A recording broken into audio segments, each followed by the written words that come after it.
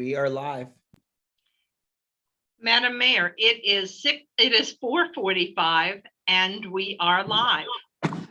Good evening, everybody. I'd like to call the May 6, 2021 City Commission Workshop to order and ask the clerk to call the roll. Mayor Betty Resch, Here. Vice Mayor Herman Robinson, Here. Commissioner Sarah Maliga, Here. Commissioner Christopher McVoy, Here. Commissioner Kim Stokes. Here. Thank you. I'm just texting my sister that she's picking up my dog. Please rise for the pledge, followed by Commissioner Stokes. Allegiance to the flag of the United States of America and to the republic for which it stands, one nation, under God, indivisible, with liberty and justice for all. There you go. Hi, good evening. Just to explain what's going on, I was right in the middle of getting ready for the meeting and realized I left my dog at the vet and had to make arrangements for my sister to go get my dog. That's why I'm a little verklempt. Okay, next. That's a Dutch word. That's a Dutch word. Yep. Next is a discussion about commission rules and procedures led by City Attorney Christy Godot. Okay, good evening. What we're here to talk about first in this work session is the rules of procedure that have been adopted by the City Commission. You have in your packets all of the resolutions, except for one. Oh, good. Oh, you missed one? The one- But I did put it on there. It's right in front of them, Christy. It's right in front of you, and actually, the only reason, this is the most recent one, but this just added the electric utility meetings under Rule 1 of your rules of procedure. So just know that we have that now officially under your list of meetings. That's all that most recent resolution did, because we started doing the electric utility meetings separate so that we could focus on the issues. So you can actually put that aside. That's just FYI to know that. If you go to the most recent resolution after that, that's resolution 26-2017, which is the first resolution in your packet. Go to Exhibit A. That is really, except for missing the electric utility meetings in Rule 1, that is the Pretty much current list of rules.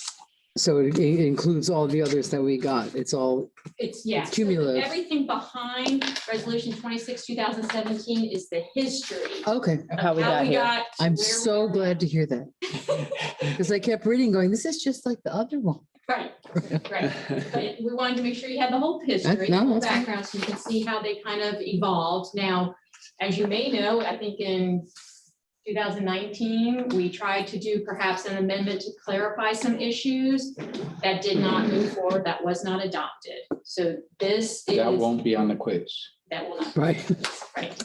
So I think what the plan is for tonight is to sort of go through these, and if you have questions, if you have issues, to talk those through. And these are done by resolution. So if we want to amend these, we will come back with a resolution making those amendments.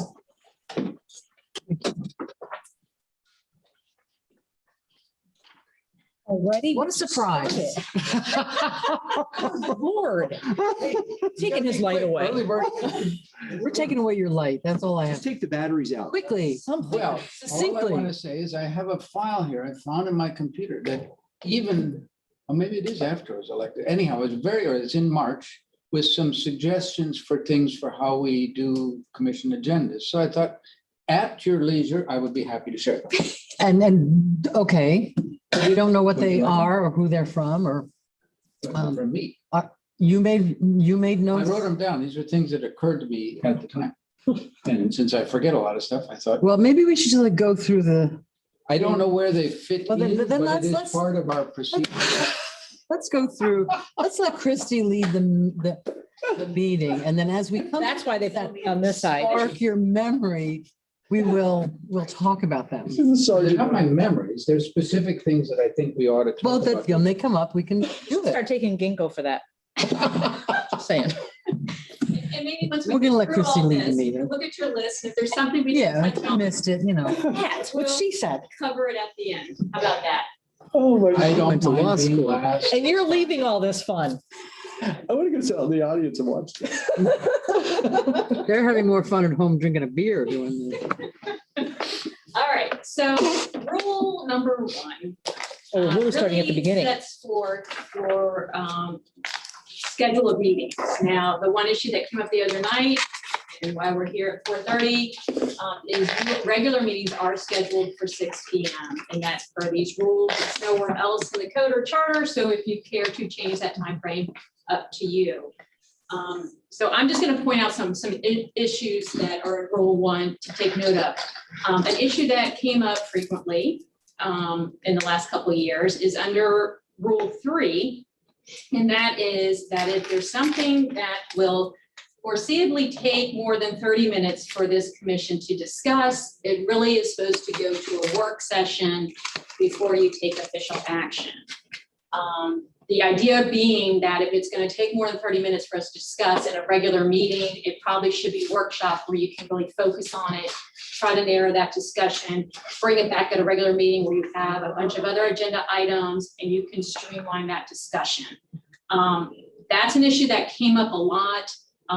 It's certainly at your pleasure what you want to do with that. I'm just pointing it out because it falls into this weird thing under work sessions. But the way it's been applied in the past, if during a commission meeting, we get to discussing something and we go past the 30 minutes, it's been brought up in the past that this really should move to a work session. Right. So how you want to handle that is really certainly up to you. You can leave the rule as is, or we can add clarity to that to say there is a set 30-minute discussion. And once you hit that mark, the item has to be moved to a work session unless by majority you waive that requirement. Which is what it says now. Right.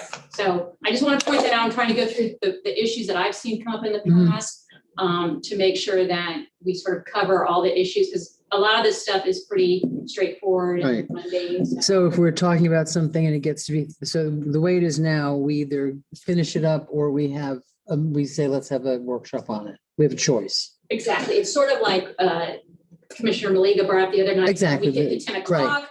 We can Yep. extend it for an hour by majority vote. Right. If you hit the 30-minute mark, you can extend that, because if you're only 15 minutes out Yeah. from making a decision, there's no reason to move it to a work session. I think that makes sense. But here's my question. What happens when we have 5 people up here and we have 30 minutes and one person takes 20 of those 30 minutes and the rest of us are like, but what?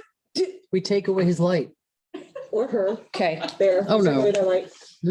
But so my lights are coming on. was about, like some of the quasi judicial hearing, like there's some things I feel like we can predict are gonna maybe take more than 30 minutes. That's different. That's not what we're talking about. right No, but here. aren't they within? Our regular arguably, agenda yes. usually? You could make this say, hey, if our discussion in a quasi judicial meeting is going to take just the discussion, we're not talking about the presentations and things like that, just the commission's discussion, it's going to take more than 30 minutes. Arguably, this rule could apply. I don't believe it's going to apply to quasi judicial, but I think you're right that it's not clear how it's limited. But it's really, I think maybe it's best for you guys to have that ability to just waive it by majority vote. Because I've seen it when you're really close, it looks like there's close to getting consensus, Yeah. and then all of a sudden someone says, this needs to be a work session. Yeah, I don't think it should be automatic 30, Right. you know. And this doesn't include, so if we have like a pretty, a topic that the public's really interested in, we get like Mhm. 10 2-minute comments. That Right. doesn't include this, it's just our It's just your 30 discussion. minutes. It's our robust discussion. So Commissioner Robinson, would you like to say something? couple things. So if we ask to put a workshop on an agenda, it doesn't need a vote. So it should be on an agenda that we're going to have a workshop. I think we're gonna get to that further down when we talk about how we sort of set up really meetings, especially workshops. Well, then I guess my question is this going to be a standard procedure for after elections within 2-3 months, or how did this workshop This come? comes tonight. Yes. How And did I think this? that's something that we really need to We need discuss clarification on in that. terms of how we set up workshops, how that's done. Is it done administratively, or is? So we'll get an Yes. explanation of tonight's, how tonight's workshop was established. It came up at a commission meeting, I think. Okay, What can I clarify? well, I thought that I wanted to prioritize some other items like Airbnbs and Gulfstream and some other, and I think we're having a workshop without talking about priorities. Well, because you have newbies up here who are learning the rules and the lay of the land and refreshers for other people. Nobody's that new. And refreshers for other people.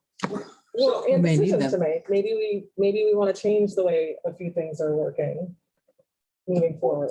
So. Yeah. Are you, Herman, I'm confused. Are you saying you thought we were gonna, part of what we were gonna do tonight was gonna take all these issues and prioritize them?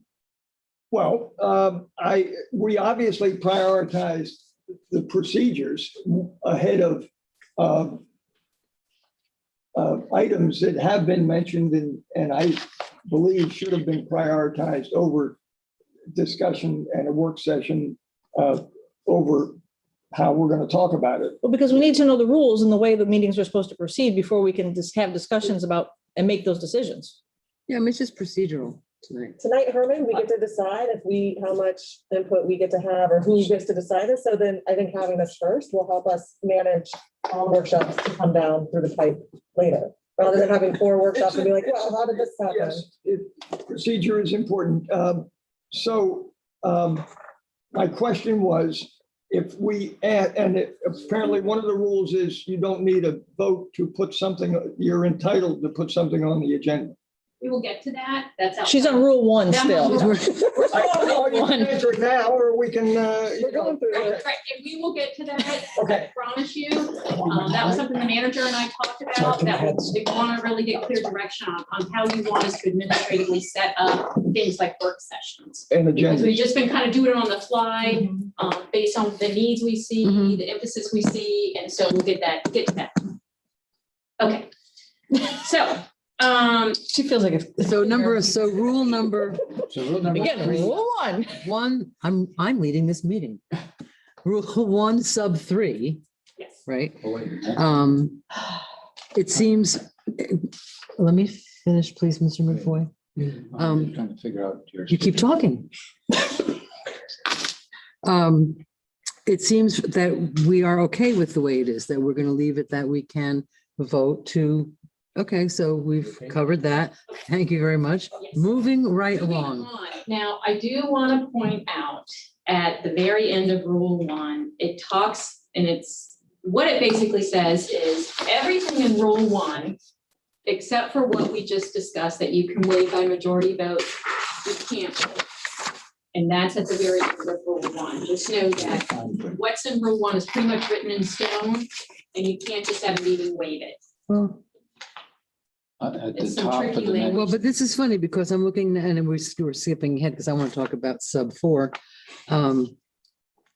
Rule 11, the rules of procedure may be amended or waived by majority vote, provided that no such amendment shall conflict with any applicable provision of Florida law, the city charter, or ordinance of the city. So rule 1 is exempt from, Rule 11. Rule 11 allows you to, during a meeting, sort of suspend your rules or waive your rules by Yeah. majority vote. yeah, So what it's saying is rule 1, you can't do that. It's the only rule we You have to do a can. new resolution. The exception to that is what we just Was discussed. the- That by majority vote, you can agree to continue a discussion past 30 minutes. So I just wanted to point that out, but Okay. Mayor, you had a question about sub 4. right. District public forums are supposed to be a quarterly basis. We go to each district. Have they been happening? I didn't think they had. Madam Mayor, it says may, so it's not a shall document, but it hasn't happened in a regular basis. It's sort of been hit and miss, dependent upon the elected official. Yeah, well, the May is good because you never know what's going to happen. But I think from my perspective, I think that we did those years ago and it was really effective. We went to the church, the Congregational Church. We can go to South, your district has the Osborne Center. So can we just, it's not a rule, but can we just say that let's start doing that? Yep, I'm in favor. I think it needs to get on the calendar ASAP. Okay, well, let's, Do you want to get through budget season? Well, we'll have to. oh yeah, let's, I mean, I don't think start right now. We've got some time on that one, but I think, keep it on the shelf. Well, it says quarterly basis, so if we're gonna do it, are we gonna do it the way It it's? depends on what quarter we talk about, we start. No, it's true. I mean, I think we have. so Technically, many we're in the workshops second and quarter right budgeting and now. everything. But we It didn't might do it. be So if we put it on the calendar for the third quarter, which is, it should be after budget, right? we should start then. Yeah. That makes sense to me. And where do we want to start? Who wants to go first? Start in District 1 and work our way around. That makes sense to me. Makes sense to me. So we'll start the quarterly meeting, and it's kind of a mess because you have to hook up AV and all that. I mean, it's going to be kind of a night. We got LB wherever she went, and Keith, and Yeah, we'll just bring them. we'll just bring the whole crew. We'll have our cell phones out. Well, on YouTube. We'll go live. After October 1st. Yeah. We'll look to schedule the first district meeting, which will start in District 1 and then rotate Yeah. by number. Is So that- we can all be there because they'll be Right. noticed and everything. Exactly. Absolutely. And it's right. No, if it's what That was a can. can, yes. Yeah, because it's not a committee, it's not a commission meeting. It's kind of what It's is a forum, going on in my, yeah. Okay, cool. That's, so rule two is a quorum. You need a majority. I think that's, Yes, and that would be consistent with how our Attorney General use Mhm. Florida law, which brings us, if everybody's good with rule number 2, brings us to rule number 3. right. This is one that obviously has been problematic during COVID. The governor waived this quorum requirement that the Florida Attorney General brings into the law. What I would actually recommend for rule 3 is that we amend this to just require extraordinary circumstances and not dictate what those are, because again, now had a pandemic, which is not listed Mhm. there. And I think you could allow for, as long as there's a quorum present, which means 2 members could appear virtually Mhm. instead of this rule that just allows 1.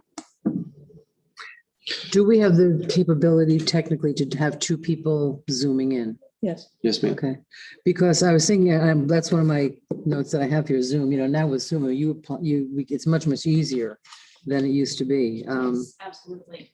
So I think we need to amend and make telephone, what's the word for this stuff? Conference. Digital. Virtual, digital, whatever, that This is stuff. extenuating circumstance of vacation in Bali. Yeah.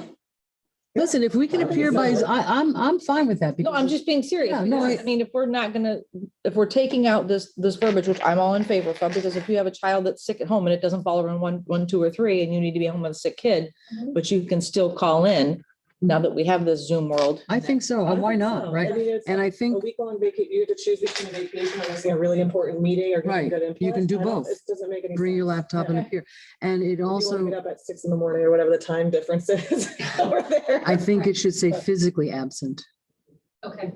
With the Unless you understanding go to that- Bali every other weekend, I would say that would not qualify, but if it's an extraordinary Not there yet, vacation- not there yet. With the understanding that we'd have to have 3 physically present for a quorum. Correct. Yeah. Yes, right. So we all can't go to Bali at the same time. And if you're in. I'm happy if I get to Melbourne Beach. Background on the Zoom picture, so. Just come on. clarifying. So we're I gonna agree put, with that. Yes. the word is just electronic means, that's the word I'm looking for. Who is physically absent and using, instead of telephone conference, electronic. And we're going to no more than 2 members. So Of we the city always have a commission Right. quorum participate in. physically present, and Right. we don't want to foul of any. Awesome. And we're taking out the 3 things. Yep. Unable to, or you forgot to pick up your dog at the vet. It's an extraordinary circumstance for me. My dog would agree. There you go. Okay, thank you. So now, Now we're moving on.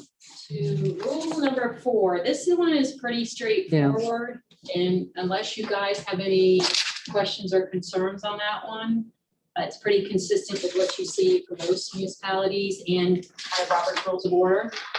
Which is interesting because it says somewhere in here that we sort of adopted Robert's Rules of Orders, but if we don't follow it, it's not a big deal. Right. Right. I have both Cliff Notes versions and hard copy if anybody would like to take a. I have them at home. gander. Oh, God, there used to be a guy that would sit in the audience and just yell out, "That's not Robert's Rules of Order." So do you want us to start calling you the chair? I think Your Majesty would Well, probably, I said I have to call you the chair. I mean, no, you that's call me the- whatever you want to call The me. Dog Queen. Duck Queen, yeah, The only thing I would mention on this, which Madam Mayor, you're probably aware of, there is this rule about that the chair cannot make or second motion. Right. So historically, what has happened, and this usually becomes an issue when there's only, say, 3 present, is that the chair will give the The gavel. gavel to the vice chair in order to make or second a motion. Right. And we've done that historically Yeah. to work around that, especially Sure. when And is that in conflict with Robert's rules? I'm not aware that our rules really covers that issue. It's sort of Thank you. a man-made issue here. Some cities have that same rule. Robert's rules. That's what we always did. They would just pass the gavel and make a motion. I mean, under Robert's Rules of Order, your chair is really supposed to be your moderator. So they shouldn't be taken aside one way or the other. So they're not really supposed to be making a motion or second. I think that's But what we get a vote, so. the rational, but you always have to vote. Right. So, so there's, you can just slide the gavel over Yeah. to our vice mayor.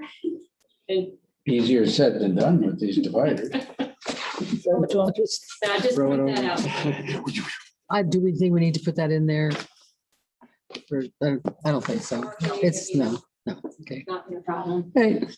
So next we go on to our order of business, which point out the order may always be revised, the majority vote. So if something comes up where we need to move a public hearing up to the top of the agenda because you've got 10 attorneys here for a public hearing, you want to go ahead and do that first and get it over with, you can do that by majority vote. This is just what the general order is. And that, it's been brought up to me by a few people that, and I'm not suggesting we can do it, but that we have like the business start at a set time so that people don't have to sit and listen to proclamations about the Boy Scouts while they're waiting with their highly paid lawyers to TikTok, right? And I don't know if that's practical. Yeah, I don't know if we can say we start our business at, okay, here we go. Yes, Commissioner McVoy? I've thought about this, the issue of keeping the public or attorneys or whoever waiting till late hours for things. I've wondered whether with our smart, highly technical people that we have nowadays, would there be some way that we could, for people, since we do allow people to participate by Zoom at this point, is there some way that we could let people know as items come up, they get a text message or something, if they express an interest in, hey, I'm interested in item new business 3, that they get a text message when item 2 comes up and, hey, heads up, you're up next. And who do you propose would do that? If they register. Well, I was gonna via Zoom, volunteer they're Deborah, probably- because she's down there waiting for more things to do. Well, couldn't it be automated if they register with Zoom? If they're here present, like. Right. Do you mean like they're- it would they- be as to soon as make they it register, they easier? could click a box saying, send me updates throughout the meeting, and then they get every update. We're not keeping track of this person wants. Wait, so who are you talking about? People that have sent in, they wanted their public opinion read, or are you talking about the presenters of something that's coming before us? Well, it would apply to everybody. It wouldn't make much difference for people who physically came to the meeting. I'm looking to make it more friendly to the public, that they don't have to put in a comment or to be involved in an item. They don't have to sit here physically for 3 hours while we deal with a bunch of other stuff. Madam Mayor, if I could suggest, because technologically, I'm not sure what the capabilities are of the different platforms or how we may do that. Instead of putting it in the rules, if that's sort of a general interest of the commission to make it more user friendly, we could do some research, find Try it out, out what right. cities are doing and bring back some ideas. Then you can consider putting in your rules, or Right. we could just implement the technology. Because we all have an interest in being more transparent and open and having Right. that kind of, it'd be kind of cool. And it is But we hard, can. like the other night, I mean, the Golden Road, actually, the Golden Road people, since it was this, we could have done that too. The Golden Road people were here. It was a second reading. We could have said, hey, you guys are gonna take 5 minutes, come on up and do it, and then they could have gone home. We can do that on an ad hoc basis. Well, that was gonna bring me to what my recommendation was, is when we have 6 things on new business and the very last thing is somebody like Lauren who has to stand up there for 30 minutes or 30 seconds and give us a rundown, and she had to wait here till 10:30, 11 o'clock at night to do that. Right. I would like to start moving city stuff like that above these long Golden Roads presentations to get city to give their speech, do what we have to do, make their vote and let them go. When there's a home. presentation, but I think a lot of them stick around anyway because questions come up. Well, Madam Mayor, to Commissioner Maliga's point, that's some of the discernment in the staff putting the items together and ordering them in the agenda. So we hear loud and clear that if that's your preference, we'll do our best to make sure non-controversial, quick items. We Yeah. can pile them up different. It wasn't stacked well. I don't remember if Lauren was going to be here late anyway, because she generally works the meetings, but irrespective, They your should point's be well doing taken. that now. We can do that. Commissioner Stokes? Well, yeah, because it does say the traditional ordering is the public hearings first, but I just question with public hearings. Is there no way to like pull those out and meet half an hour before or an hour before to do those? Or Public no? hearings? Is that, where do we usually end up with these quasi judicial? Those are special meetings. Beginning. Aren't Okay, they the so- beginning, the quasi judicial? Well, usually quasi judicial, they're either under public hearing or new business. It kind of depends if it Okay. involves an ordinance, if it's first reading or Right. second reading. So, Because that's tough, because we don't want the lawyers waiting, but we don't want everybody else waiting either. It just doesn't feel like it's, I don't know. Yeah, it's a cumbersome project. I mean, sometimes it's not, but a lot of times it is. it is, and we've got attorneys now asking to be here in person. Mm. So like, they don't want to utilize technology, Yeah. perhaps just get a text when their item's coming up so they can be on Zoom. They want to. They want to be here. Yeah, So, they can bill. I think what the manager has suggested is that staff can do a better job stacking the items. So maybe on the new business items, we can have the quickest ones up first and then build down from that. So if there is a desire to change the order, the first couple on new business would be the ones to move up if you wanted to do that. They're like uncontested, like with 845s, it's like uncontested final hearings. You do those first and then you go and, get those people out of the room. And then, so if there's something, and I think we're smart enough and staff is smart to me, like, oh, tonight, let's look at the agenda tonight. Okay, there's something that somebody wants to do. It's going to take 5 minutes. Let's not make them wait for the presentation about the grammar school kids doing art or whatever it happens to be. So do we want to just do that on a trial and just kind of figure it out ourselves as we go? And then if it becomes make it a rule, if it becomes a rule. And to Vice Mayor's point, subsection 3 of this Rule 5 is that matters may be placed on the agenda by any commissioner, the city manager, or the city attorney. That just is saying that you have that right. The time frame will be discussed further down when we get to Rule 12 regarding agenda procedures, but certainly that is your right to add anything to the agenda. There is a time frame, obviously, because staff has to Right. coordinate all that, but we'll get to that, but that is certainly your right to add things to the agenda.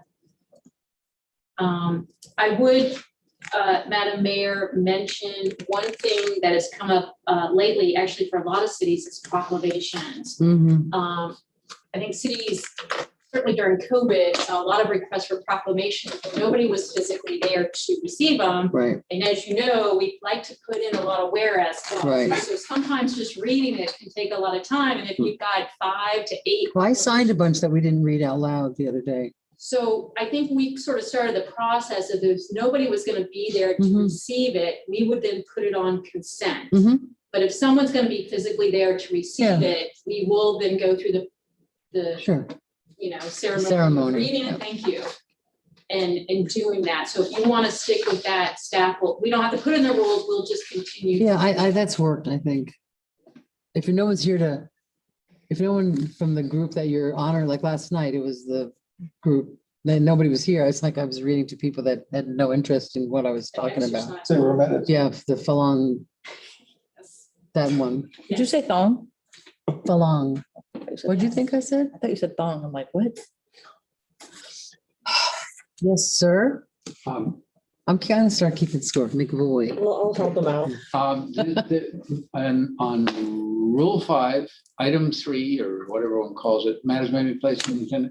This actually is one of the things that I had written about. Could we, and I don't know if it needs to be in the rules or in the own policy, is can I request that whoever puts it on, the city manager, the commissioner, staff, or city attorney, that we indicate who is putting a particular item on the agenda so that people know where it's coming from.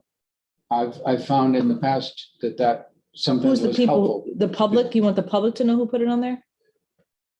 Everybody know, us, the public, everybody, so that when an item is on the agenda, it says, So like right here, it would say discuss commission rules and procedures, and it would say mayor, because she has to do it. No, It no, needs he's to be on saying, the agenda. I was thinking more in the backup, but it. I guess It's could be. actually on your it agenda is, memo. yeah, It actually says the actual department. Department. yeah, It goes a little bit further. yeah. I'll look, but in the past, it was often quite vague and it didn't look like that. This is when I was on 5 years ago, so it might be, but I would just make that as explicit as possible, so we know where it's coming from. I think that's. But a lot, I mean, I think for something like, if I have something or you have something you want to bring forward, yes, but I mean, a lot of stuff is just city business that comes before us through departments.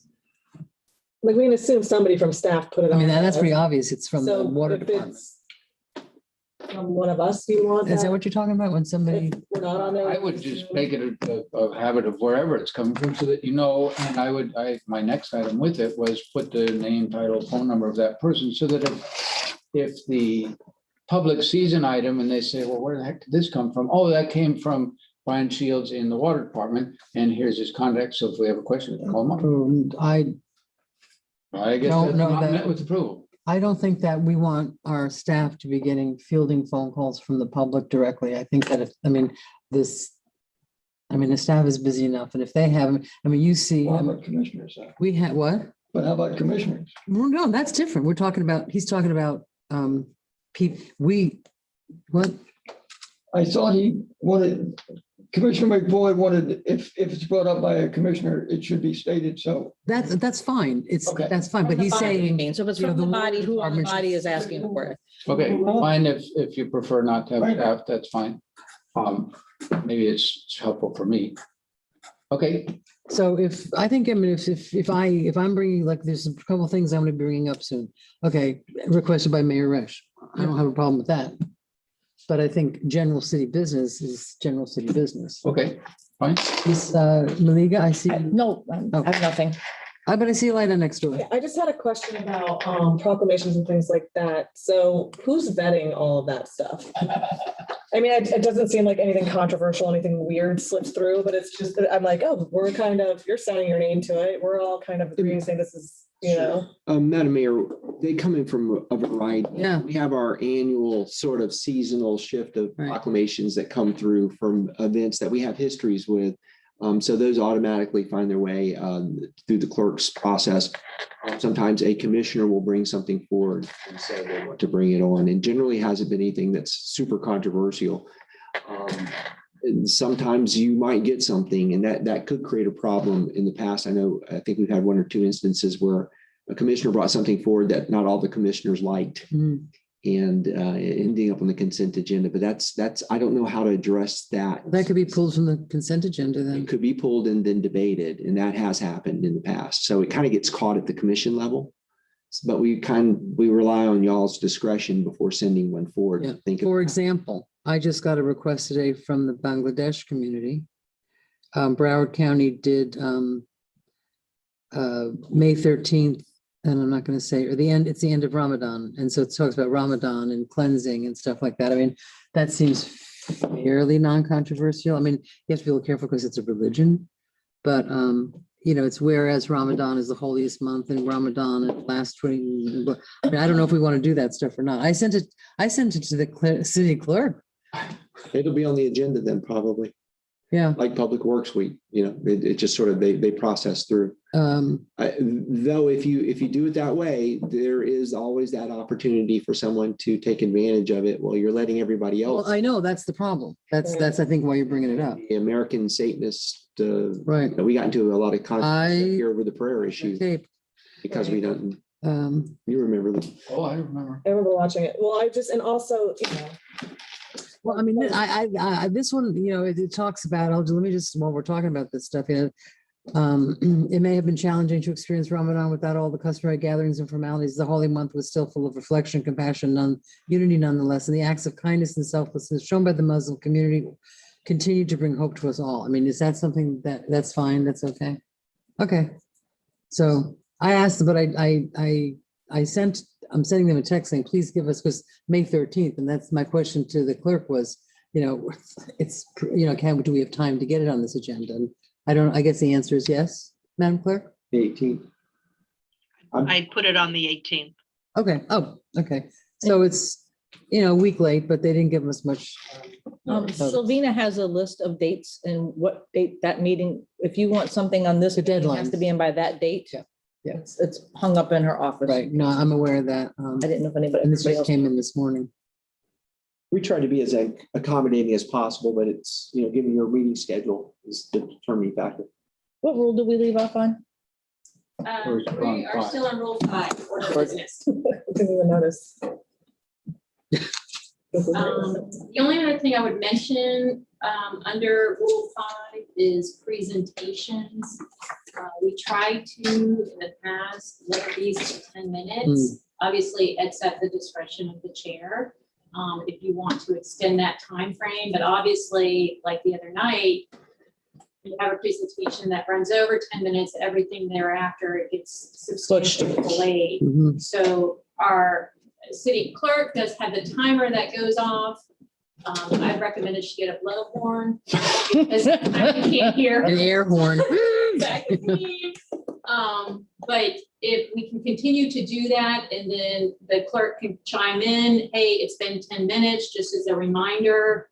And then we can leave it up to the chair to say, all right, let's move this along, or what have you. If it's something that, certainly that presentation the other night on the algae bloom and things like that, I think it's very important, and going past 10 minutes is probably appropriate, so we all understand it.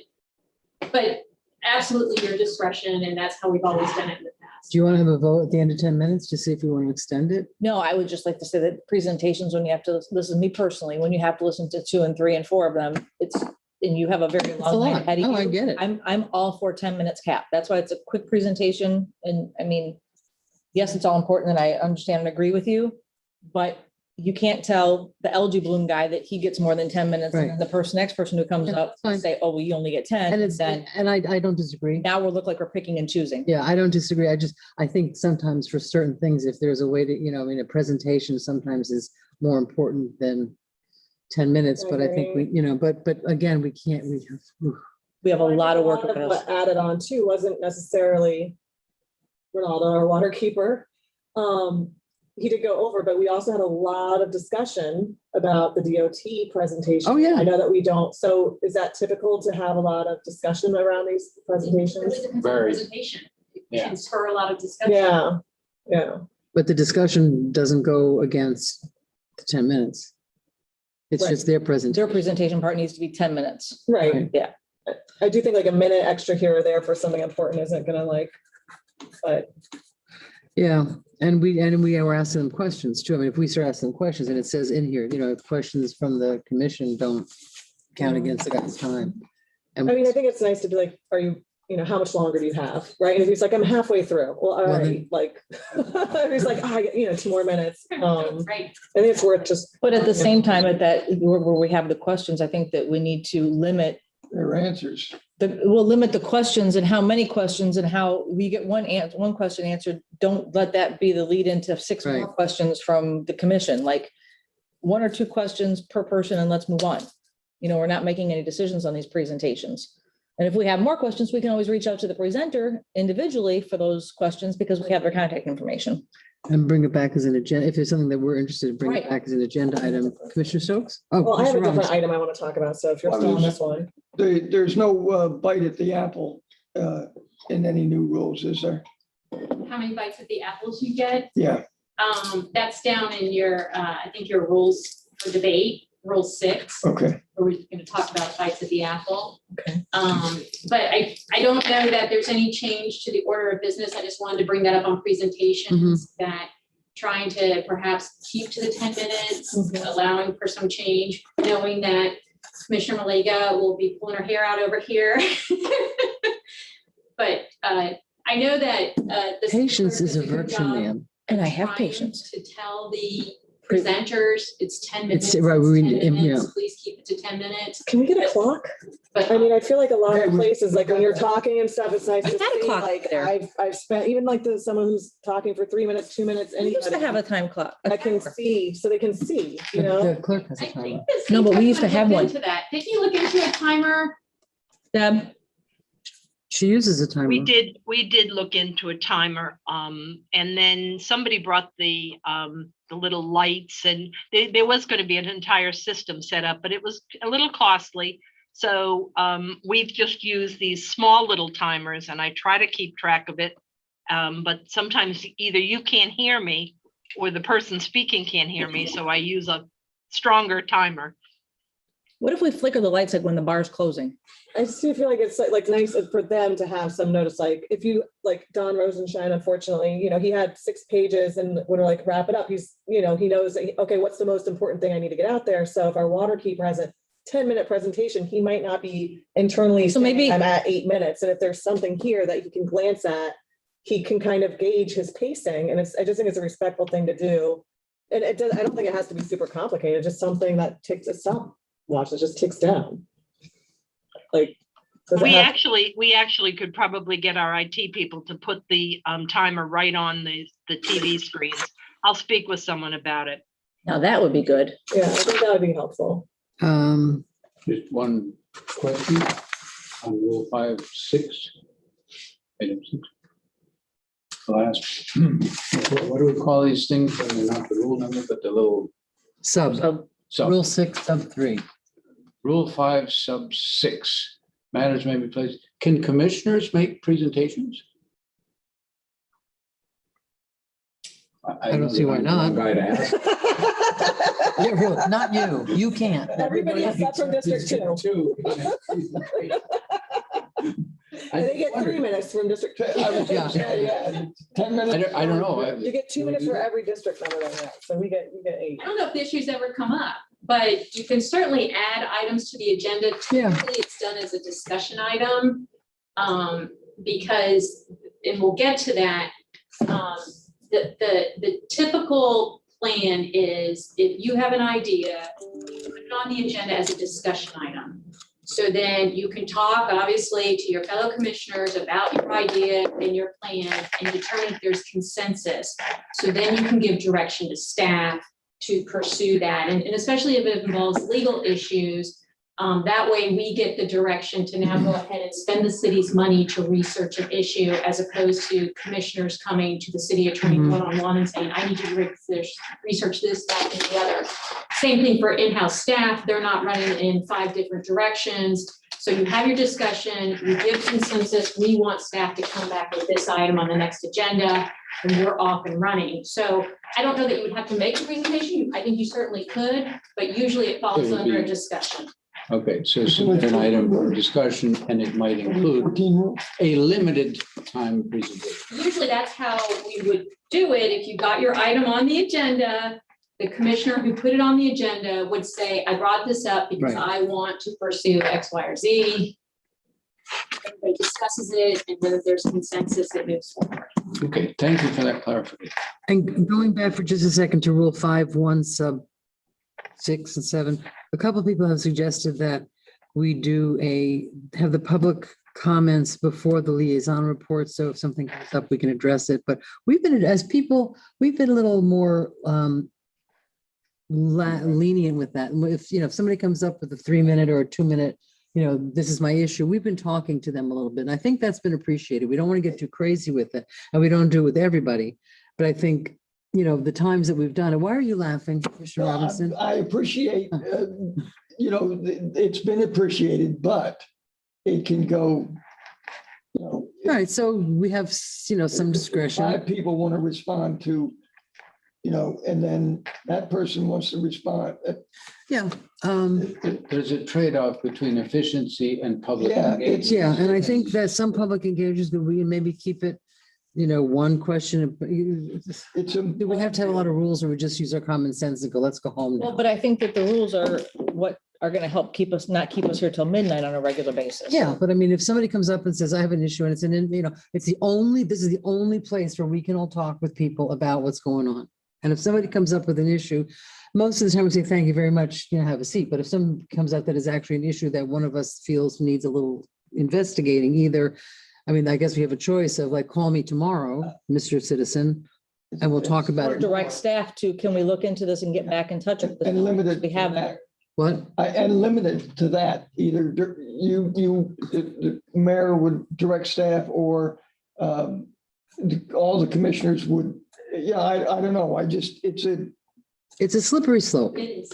but it is also something that people are craving is a little bit of recognition. And And I have a problem with I that. agree with you, but like the other night with the historical windows, we talked for like 18 minutes about historical windows when it wasn't on the agenda, when we had 19 things.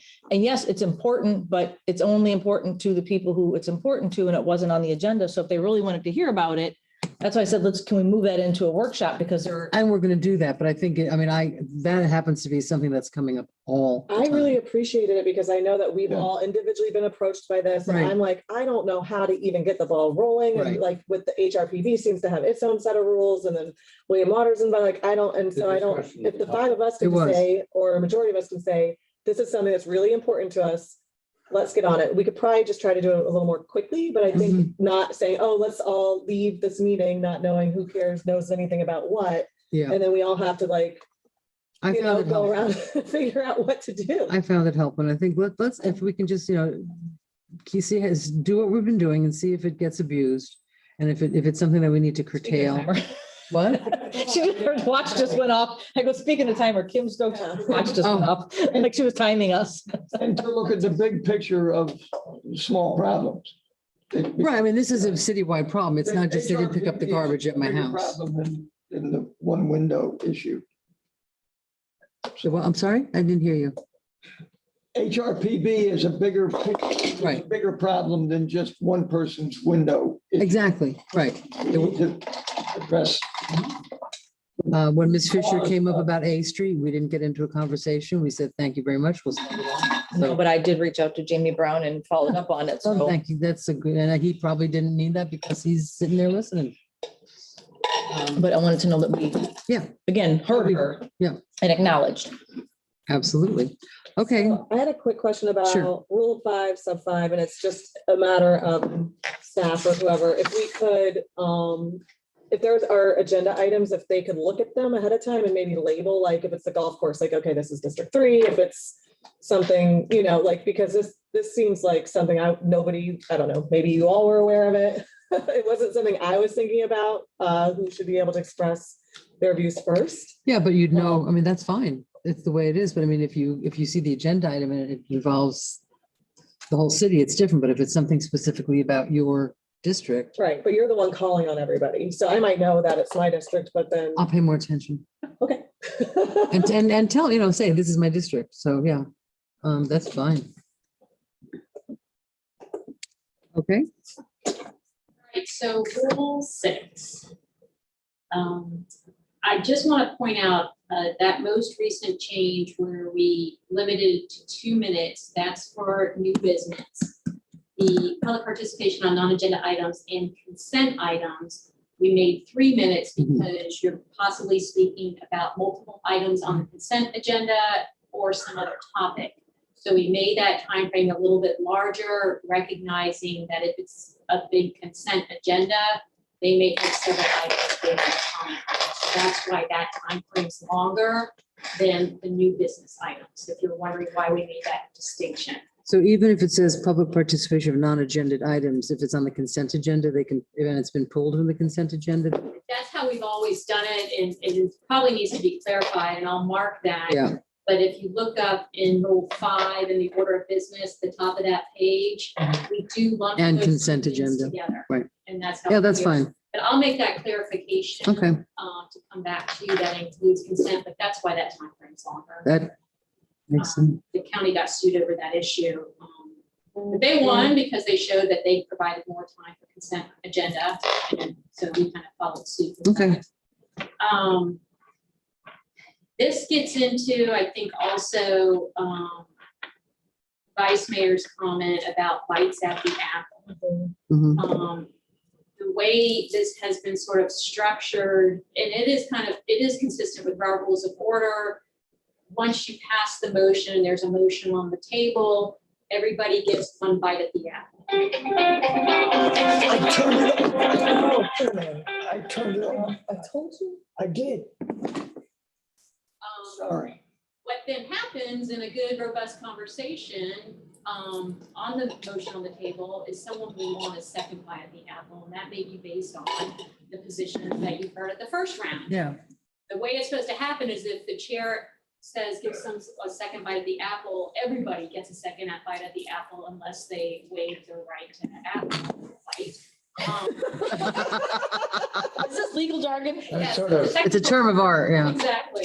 So that's the way it's supposed to happen. I think in the past, it created some frustration because people would take advantage of this and take repeated bites of the apple, and not everybody would get the same time frame. Under Robert's Rules of Order, the max time each member is supposed to have it debate is 10 minutes. Mhm. But when you think about that on new business. That's 50 that means minutes. 50 minutes Per item. of Right. a discussion. Right. So that's really. Which would make it a workshop. Yes, exactly. So we never set a set time frame for your first or your second bite of the apple. Mhm. Ideally, you don't exceed what you would allow for the public to speak on. Because if the public can give you their comments in 2 minutes, then perhaps the commission can give their position within 2 minutes. But we've never held anyone to that. Yeah. Because you might have a lot more to say about it. So Yeah, I mean, some of the things are easy and some of them are not. And one thing that we've been doing, and I think this is the place to talk about it, is, and so far, I think it's been working very well, that we have the discussion before we make the motion. So that you're not up against a wall to make a motion, so that people can see where everybody's, because we have no idea where each one of us is coming from. So what we've done is just had a little conversation before there's a motion made. And I sort of like it, because then again, you're not limited to this motion. You can be a little more free with it. I like it too, and that was one of my questions is, there's a lot of inconsistency about when the motion is made, so sometimes we'll hear from staff, we'll hear from something, and it's like, boom, I have a motion to, and some of the stuff is like, we all know is, could have probably gone on the consent agenda, right? But then there's other things where maybe one or two people have spoken, and all of a sudden there's a motion and a second, and I'm like, wait, I haven't spoken yet, but other people have gotten a chance to speak, so. Step up, baby. No, I see what you're saying, but or so maybe one of us, how about something like this? And again, let's not set this in stone, but see how it works for us is, we each, if something's coming up, ordinance or something is coming up in front of us, and it's something that's a little more than just, renewing the contract for the water stuff, that we do have a little, just like limit it to a 2 minute, we each get 2 minutes to talk about it. And then somebody makes a motion, if that's even needed, because it's not always needed. It was just the more interesting, let's just use the word interesting, ordinances and stuff that we talked Is that about. something you'll be like checking, like we've had? Yes, and conversations? do we want have a to, motion how or about if we do a something, or else thing? We're all gonna cut Chris off and start That's- having motions. I suppose you mentioned a lot here. Yeah, it is. Just in the interest So of what if fairness. we do this again as a test process? When something, if it's obviously renewing the contract for for the water utility, whatever.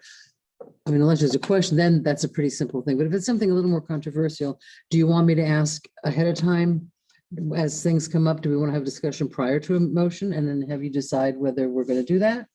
Or, if somebody says, I want to talk about this before we make a motion, I don't have to ask them. Somebody can just say it. Obviously, if we pull it from consent No, we're not talking about consent. We're talking about regular stuff. Regular. and regular stuff, I would hope that we all can accept new ideas, and that's the bite at the apple. Something may come up that, somebody has mentioned that is good, and then creates another conversation. The limited bites of the apple when we all can express good ideas. I don't want to limit the bites at the apple when It's the there's, only time we get to talk to each other. Yeah. Right. That's the thing. I'm very comfortable with the way we've been doing, where we don't start out with the motion, but we have some degree of discussion. Me too. There's only been a few times where there's been a motion in a second, and I'm like, whoa, I didn't, and then I'm like, do I get to talk, or do I have to, Yes. do we have to vote on it right away? Commissioner Maliga? I got, Liga? this is the M side. Yeah. So with all due respect, I think that some of the questions that can be asked need to be asked during your agenda review. So we're not beating a dead horse on some of the stuff, because that's why the agenda reviews are important, to ask questions of staff. I don't think we're talking about questions, they were talking about, No, I'm just saying in general, but I Yeah. like it when you. no, I agree. I think, Last week, or I can't remember what it was, but you were like, you read it off and then you go discussion. And I'm like, that lets us know. Tap your light if you got something to say. So I mean, I think that's Right, working. When you yeah. say the discussion, then we all can go, Herman touches his Kleenex box and, we all get rolling. yeah, so just as your discussion, if before, it's just a discussion before motion and just say, somebody says yes, and one person may have something to say and other people don't. It might be somebody's pet issue and they talk about it, but then I'll just say, anybody else? And I don't want you to feel like you're not getting heard. Well, no, there's just been a few times where they'll say something and they'll express their opinions and then all of a sudden, so it's like if one person expresses opinion, then we have to like open it up for everybody, Yeah, but but we don't all have to comment. We on don't have to every- comment, right? It's just Right. sometimes It's it's not like, mandatory to make comments. There you go. She'll, Or to ask the Honored staff, the same by one her staff gaze. member, 7 questions. Yeah, One staff member, 7 do questions. it ahead of time. well, the only comment I might submit is that sometimes it's true that we can ask questions to staff, and we certainly should, and we can talk about it with the city manager in our pre-meeting things. None of that is exposed to the public. Thank you. Sometimes there are things that may be of interest to the public. And the public, I agree with you. And I've thought a lot about this because this is something that came up, during elections and stuff about, and I've said this to, when I speak to a group, there's a certain amount of responsibility that people have to take also to, if you're interested in what's going on in the city, you really have to look at the agenda. And if there's a question, if you say, so I'm out there like, what is this crazy thing on this agenda those people are going to talk about? Call your commissioner, ask the question beforehand, because otherwise, Or look at the backup online. Yeah, the backup's online. We could, and then if the backup still doesn't make any sense, I don't think that everyone should have to listen to why this particular this particular issue needs to be expounded on when the information is available. I thought, because there's a tendency to do that and say, I want the public to know what's going on, and I don't disagree with that, but I think we have that balance of efficiency versus, Okay, and I'm trying to educate. On the side of efficiency. I appreciate that. I'm going to remind you about that. Yes, that's okay, but I do have. well, Herman had his light on. Herman's lights on. You gather your thoughts. Commissioner Robbins? I just, along with this conversation that we should be having in public, I don't know how many times I've asked Mike, how do the others feel? You can't ask. I know that, and he knows that very well, so. But it's important. Note to the public, watch Robinson. Oh, yes. He thought of it. Okay, here we go. But it's Time's almost I thought up. you're like the purpose of the conversation up here is. I think and this is one that I would recommend that we do put in the rules, Come on. which is we can only talk about things or vote on things that are in the backup that the public has seen. Because we've had a couple of occasions while we've been here where the backup says something, but then something is brought and put on our desk or brought as a presentation that is not in the backup, that the public has never seen. I don't think that's appropriate unless it's, an emergency situation, there's a hurricane and you got to put something, that's different. But I think we should have a very clear understanding that you can't drop stuff in that we've had several, we had one where it was provided at 4:00 on the day of the meeting, which means the public has no chance of seeing it, but we ought to have a rule that, and we used to have that fairly clearly. Yeah. You have to get your items in by whatever the deadline Right. is to get What them was the in. thing that And came if- in at 4 If they o'clock? come What in came in later at than 4? that, then. What came we in have at to- 4? I don't remember that. There was one where we were looking at a presentation and I'm looking at the backup and the backup Like a wasn't what the budget thing. presentation was because it was changed at the last minute. We had the one yesterday or 2 days ago. But then if the public, and I'm just going to play devil's advocate, if the public's I'm in, shocked. I know, I'm normally not like that. You guys did elect a lawyer for mayor. I'm just saying. But I'm I'm just saying. I like concise, 3 appellate briefs, 3 pages. They should be watching, then watch the, now we have the opportunity with Zoom and things being on YouTube that they can watch it later. Okay, we're gonna take. No, but things that have backup, things that have substance, the reason we have backup is that the public can look at that stuff and ask us questions about it, or raise an issue, or ask us to have whatnot.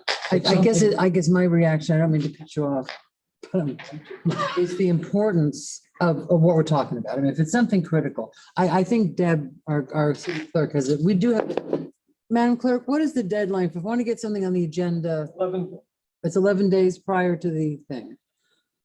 And unless there's an emergency or an exigent circumstance, you pretty much have to stick to that. Right, but- We That's in your rules. tried to. It's in the rules. but then that's my question, that for instance, the whole discussion about the moratorium, all of the What number are we on? presentation that was given was not in the backup. And nobody had seen that before, that, wasn't something that the public had any way of knowing that it was happening. What, that we were talking about setting a thing to do a moratorium? No, the presentation that had like, these are the 6 projects that are gonna be affected by this and. Madam Mayor, that was an item that y'all directed staff to bring back. I think what Commissioner Boyd might be referring to is William's presentation, which was sort of an adjunct to the agenda item itself, direction. I don't remember what day it went out as a separate set of documents from the agenda. Right, because we didn't get it till it was. We didn't get it till- Okay. The one on the watershed didn't come in until the afternoon of the meeting, so I couldn't get it to you any sooner. Oh, the bacteria in the water. No, I wasn't referring to the presentation in the presentation. Some of the agenda item, Yeah, but the agenda item, the legal language, everything that was crafted in the fact sheet, specifically though Williams' presentation wasn't ready. And it didn't go out the package. I think that's what he's referring to. Yeah. So, Madam Mayor, Yes. if I may on this issue, so one thing that we do need to clarify in Rule 6 is all these rules obviously were adopted before COVID. Mhm. So the requirement was if you wanted to provide public comment, you had to show up at the meeting Right. and fill out a comment card. Mhm. So the way the law was at that time, under the Sunshine Law for public participation, was that you didn't have to have the item on your agenda. But since you made the public show up for the meeting, provide public comment, if an item came up that actually wasn't on the agenda, say out of a discussion, and you wanted to take immediate action on it, your public is there and they're present. Shift to COVID and we started doing things virtually, the only way people might know about a discussion that would come up during the meeting is during the meeting. And the problem we ran into then was then they couldn't submit public comment because we were requiring public comment before we got to that item. So the concern that we started sort of addressing was to try to make sure anything you were going to take official action on had to be on the agenda that was published, so then the public would have the opportunity to submit their comments to Debbie because they wouldn't be showing up here in public, and we no longer enforce that requirement that they had to be here to submit comments. So I think maybe the middle ground for this issue is that if official action is going to be taken, meaning that you're going to take a vote on the matter, that it really does need to be on a published agenda until we go back to normal and can say, public, you have to be at the meeting. Haven't we been having people though email They comments? have, but if something comes up during a discussion that wasn't in the agenda and sort Then of they don't covered know. by the Mhm. agenda, they have no way Mhm. of submitting public comment at that time. If they're here at the meeting, they could jump up and say, hey, wait a minute, I got a comment on this new Yeah. item. Why is there a cutoff? Why do they have to submit their comment before the meeting starts? Because otherwise Debbie, who's also having to watch things for the time Yeah. and for the minutes, it's tough for her to then also be taking comments as things are As to going come, on. right, because that's what you think would make. Which is, I generally do that job here, so the Right. clerk doesn't have to. The webmaster wouldn't be able to help with that? Are they on, they're on the whole time, right? They are, they're running the that's the mysterious, We can certainly look into that issue. I just wanted to bring it up because right now, since we're still in this sort of weird hybrid Mhm. situation where we're allowing people to submit comments from the public, what we've been trying to do is to make sure before you take official action, which is really taking a vote on it, because if there's consensus, we're going to bring it back on the next agenda. So then there will be that opportunity for public comment.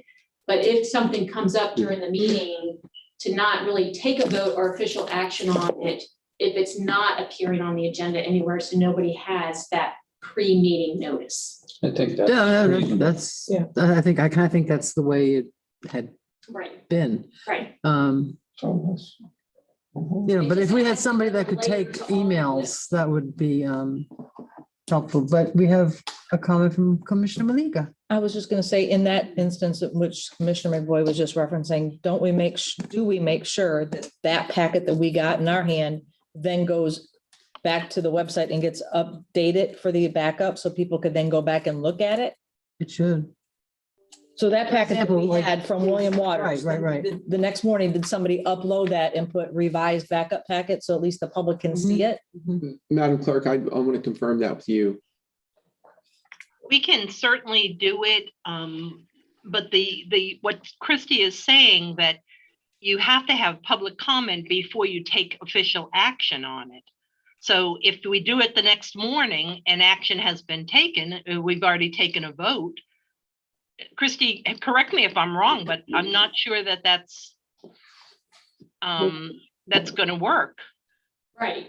I think if what you're talking about is a scenario where something's added late to the agenda, there is always the ability for the public to have access. Correct, to the backup that we received, to the change. Absolutely. We See just the have to be records. cognizant of, we don't want to take official action if that wasn't provided ahead. And Correct. But that's a good example, because what would we do then if William had his, we didn't have it ahead of time on the agenda.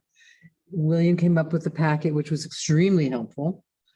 So do we not vote? I mean, do we not act on that then? For a vote Well, later? luckily, since you're having work sessions now, I would say add this to a short special meeting at your next work session to just address this issue. That way we could allow for public comment before you take official action. And Madam Mayor, if I remember, that specific example is coming back to you in a revised.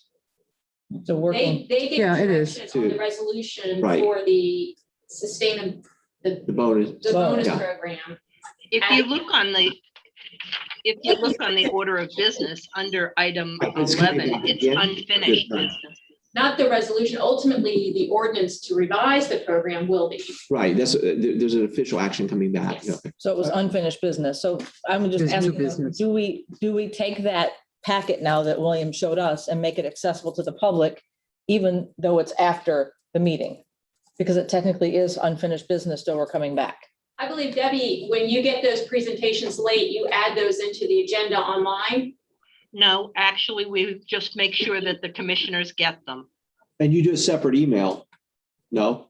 We send them out to, usually if we get them early enough, we send them to the commissioners by email first, but we always have a copy of it on the dais. But I don't know that we have been putting them out on the website as we get them. So I would We can recommend, certainly start that. I would recommend that we start that immediately. Because then they could see. I just assumed that it already happened, so I didn't think it was that big of a deal when we had it in front of us. So do we have consensus to ask the clerk to do that now? We're not taking action. But I don't think we need. I think that would be a good idea. I think I think it's, we should Necessary. certainly put it out after the fact. I still have a concern. I mean, there's a whole reason for the backup package. Is it- This one had 100 pages to it. So we have a commitment to providing Yes, the but- public stuff.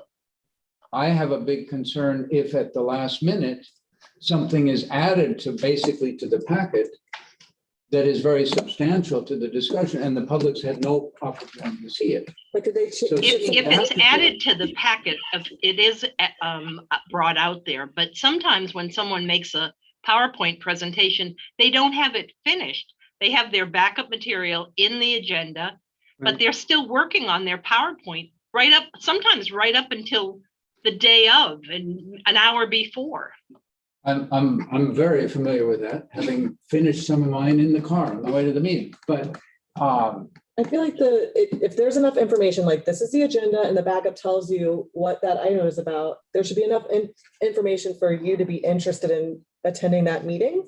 And if we provide more information on top of that, unless it's some life shattering, like alters the path of what's going on, I think we have to allow some flexibility here because we can't delay Exactly. everything in Never 2 get weeks anything because we done. got a little bit of new information at the. But I unless don't think it really happens that alters. often. that it's- I agree with Commissioner Stokes. I mean, if it wasn't Okay. like it was a whole, it just added some more context to what we were Yeah. talking I about. do like the idea of putting that extra material up.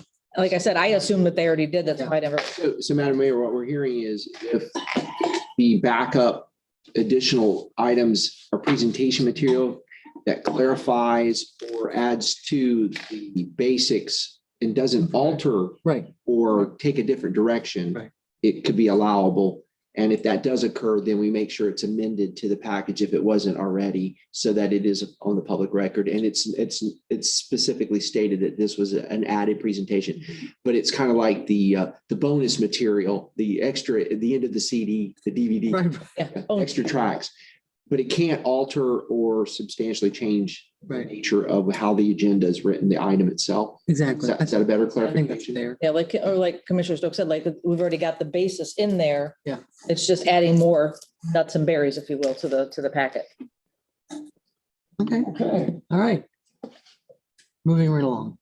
Okay, I don't know if there's any more on Rule 6 debate or motions. If not, we could look at Rule 7, non-debatable motions.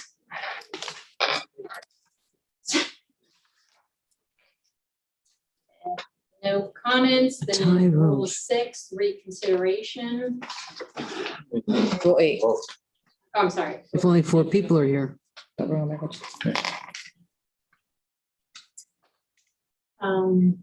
No, rule, can move on to Rule 9. Wait, a tie vote commission should constitute- minutes. Now, just so everybody is on the same page about minutes, we do what are called summary minutes.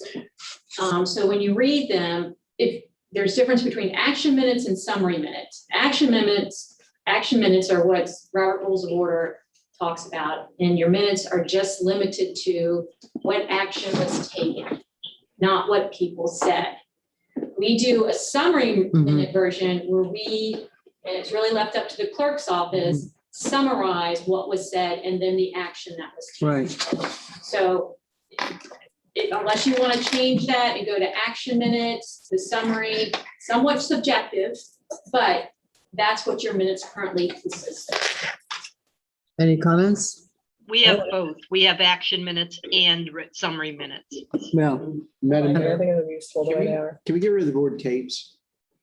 what? Can we still provide tapes? Copies of tapes or Just transcripts. digital? Excerpts of tapes, yeah. Yeah, it's something different. That language. But it does say that we're gonna get them 7 days prior to the next meeting.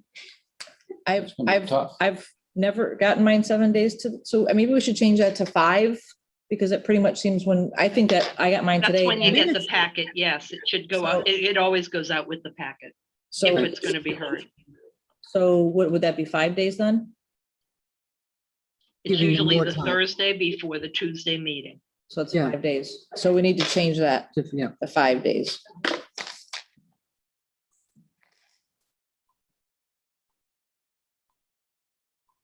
All right, so moving on to Rule 10. Comments. Rule 11, which we touched on briefly before, is the ability to sort of suspend or amend these rules by majority vote.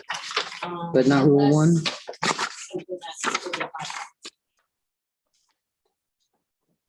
Then perhaps sort of one of the most important things, Rule 12, agenda procedures, and this is really geared to both staff and the commission in terms of giving staff the time to get the agenda together, but give you sufficient time to review it, talk with your constituents on all the items. So that sets forth the deadline and the deadline for submitting items. Now, I know the vice mayor may have a comment about this. What does your item, if you submit it from the commission, have to look like? And there's nothing specific in here Right. about that. You could simply just have a discussion item under this to say, you know, the vice mayor wants to discuss the beach. And then if it's timely, it goes on the next regular agenda. Beach? I hear there's a beach somewhere. So, I'm opposed to the beach. that's that, and if it's an add-on item, it truly is supposed to be an emergency. Right. And we do try to stick to that, obviously, given our discussion we just had about making sure the public is aware to the extent possible of any emergencies and to give them time to submit public comment if they're not going to be here in the meeting. Excuse me, Chrissy, so number sub 3, there are no changes, revisions, or alterations to distributed city commission agendas otherwise in emergency. If like the other night, we can't remember what we removed a couple, not past meeting, but the meeting before that, there was something removed off the agenda. That's not an emergency, so what does that, how does that fall in? If you remove it off the agenda, Yeah, that's in your additions, deletions at the outset. If there's some reason that, so that doesn't fall into this emergency no, thing. that's only if you add something. Oh, because it doesn't say that, it just says amendment to agenda. There shall be no changes, revisions, or alterations. That's a good catch. So we should, it's an add-on, really. And then in quotes or in parentheses, it says add-ons, so I'm So like, we're really just talking about add-ons. Yeah. so take off, You can take away, but you can't so there shall be, add on. I guess we should just do no add-ons, right? Right. Okay. So for Rule 12, sub 1, if it's like a really packed agenda, is somebody using their discretion? Or if we're like, at board commissioner and I want this item and I've done it 11 days before, does it automatically get on, or is there We, some other? Madam Mayor, we traditionally put them on. But we do, I think the manager sometimes, if something an agenda gets really packed, you know, if you've got a quasi judicial hearing and a bunch of other new business, there could always be the question, hey, is this something we could push to the next And- agenda? Because right now there's nothing on. And we've had that conversation with the submitting commissioner. Yeah, But if you submit it, it goes on the next agenda if it's timely submitted. Speak up. Yes, we have. Yes, we have. We have experience.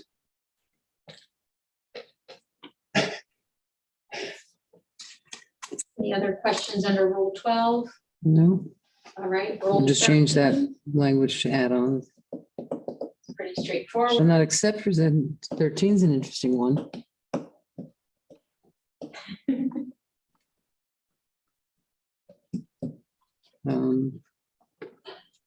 How do we feel about 13? I think what I recall in the past is that we didn't like, I remember being told you can't have your phone active at the meeting and then being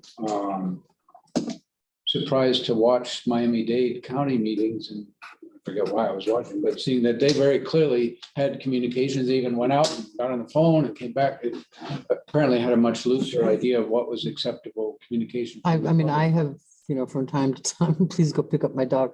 Or, I see, I've seen mean, it happening, I have 2 other businesses and I'm a foster home. You've got 2 children. I don't see any, I mean, as long as it's not abused, I don't see anybody up there I'm playing not- Candy Crush. We So, obviously couldn't, Candy Crush is definitely. obviously we couldn't email each other. No. Right. That is the main concern. Is that there's Hey, Sarah, what do you think? It's the Oh. appearance that y'all are talking. Because everything that we do up here is public record, So so. they see that on TV.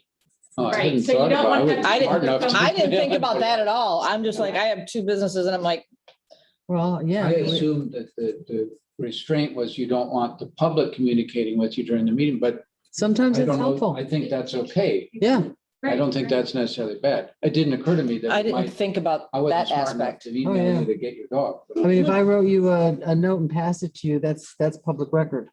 Right. And there was a time where people didn't realize that and they were passing notes to each other. So what do I we do don't with have, this? so I think we should say commissioner, here's an idea. Shall not accept replace between each other, Or city staff. I mean, we could put. but you might have a question. Yeah, you might have a question. If you're sitting here and there's a long discussion going on, quick text William, what about, what happens then? And get it back and then you've got an answer, right? And then you get information. That doesn't seem. unseemly. Pine drapes. Might be unseemly. I don't know whether it doesn't seem unseemly to me, but That's what we are. Because I'm sitting here. We're a bright sun. Uh, It's a new day. so what do we think? I I'm I think okay either way. I mean, The whatever you way it guys say. stands is perhaps a little sharper than. it's a what we want. shall, right? Yeah. Um, Shall not accept receipt of, read, or place emails, text messages. I mean, I'm fine with a clear indication we can't communicate with each other by any means during the meeting other than publicly.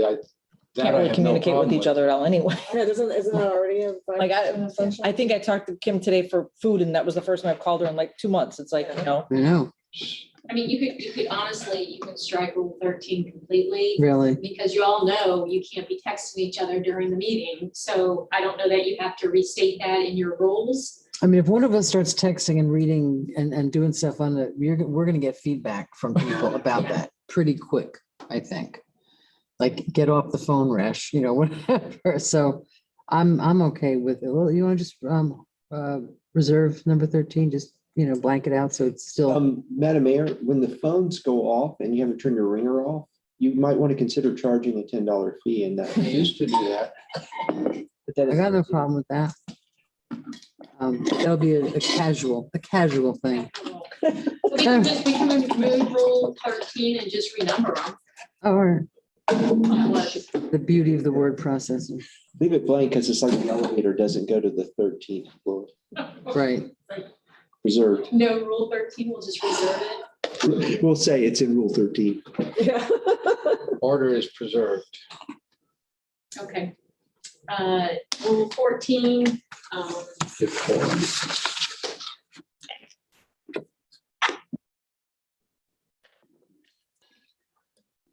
We should have read this a while ago. That's it. and just so you know, I haven't really had this as an issue, but what I recommend is if we do have someone that's unruly and you've asked them to, you know, Mhm. conform to the rules, after repeated violations, I recommend taking a recess, let Right. PDSO. It says talk that to in the here. person, try to calm them Yeah. down. And just, we sort of leave the room, let that person calm down. Yeah. So, What if that's one of us up here? same thing. Okay, same just thing, making sure, same thing. just making sure the Recess rules the apply meeting to and let- recess the meeting loud and clear. And the Did you hear that? The public only addresses the chair is. Yeah, Yeah, Madam Mayor, I think that you got a little bit of that the other night. It's really important that the person, especially if they're speaking from the podium, that they address you and talk through you.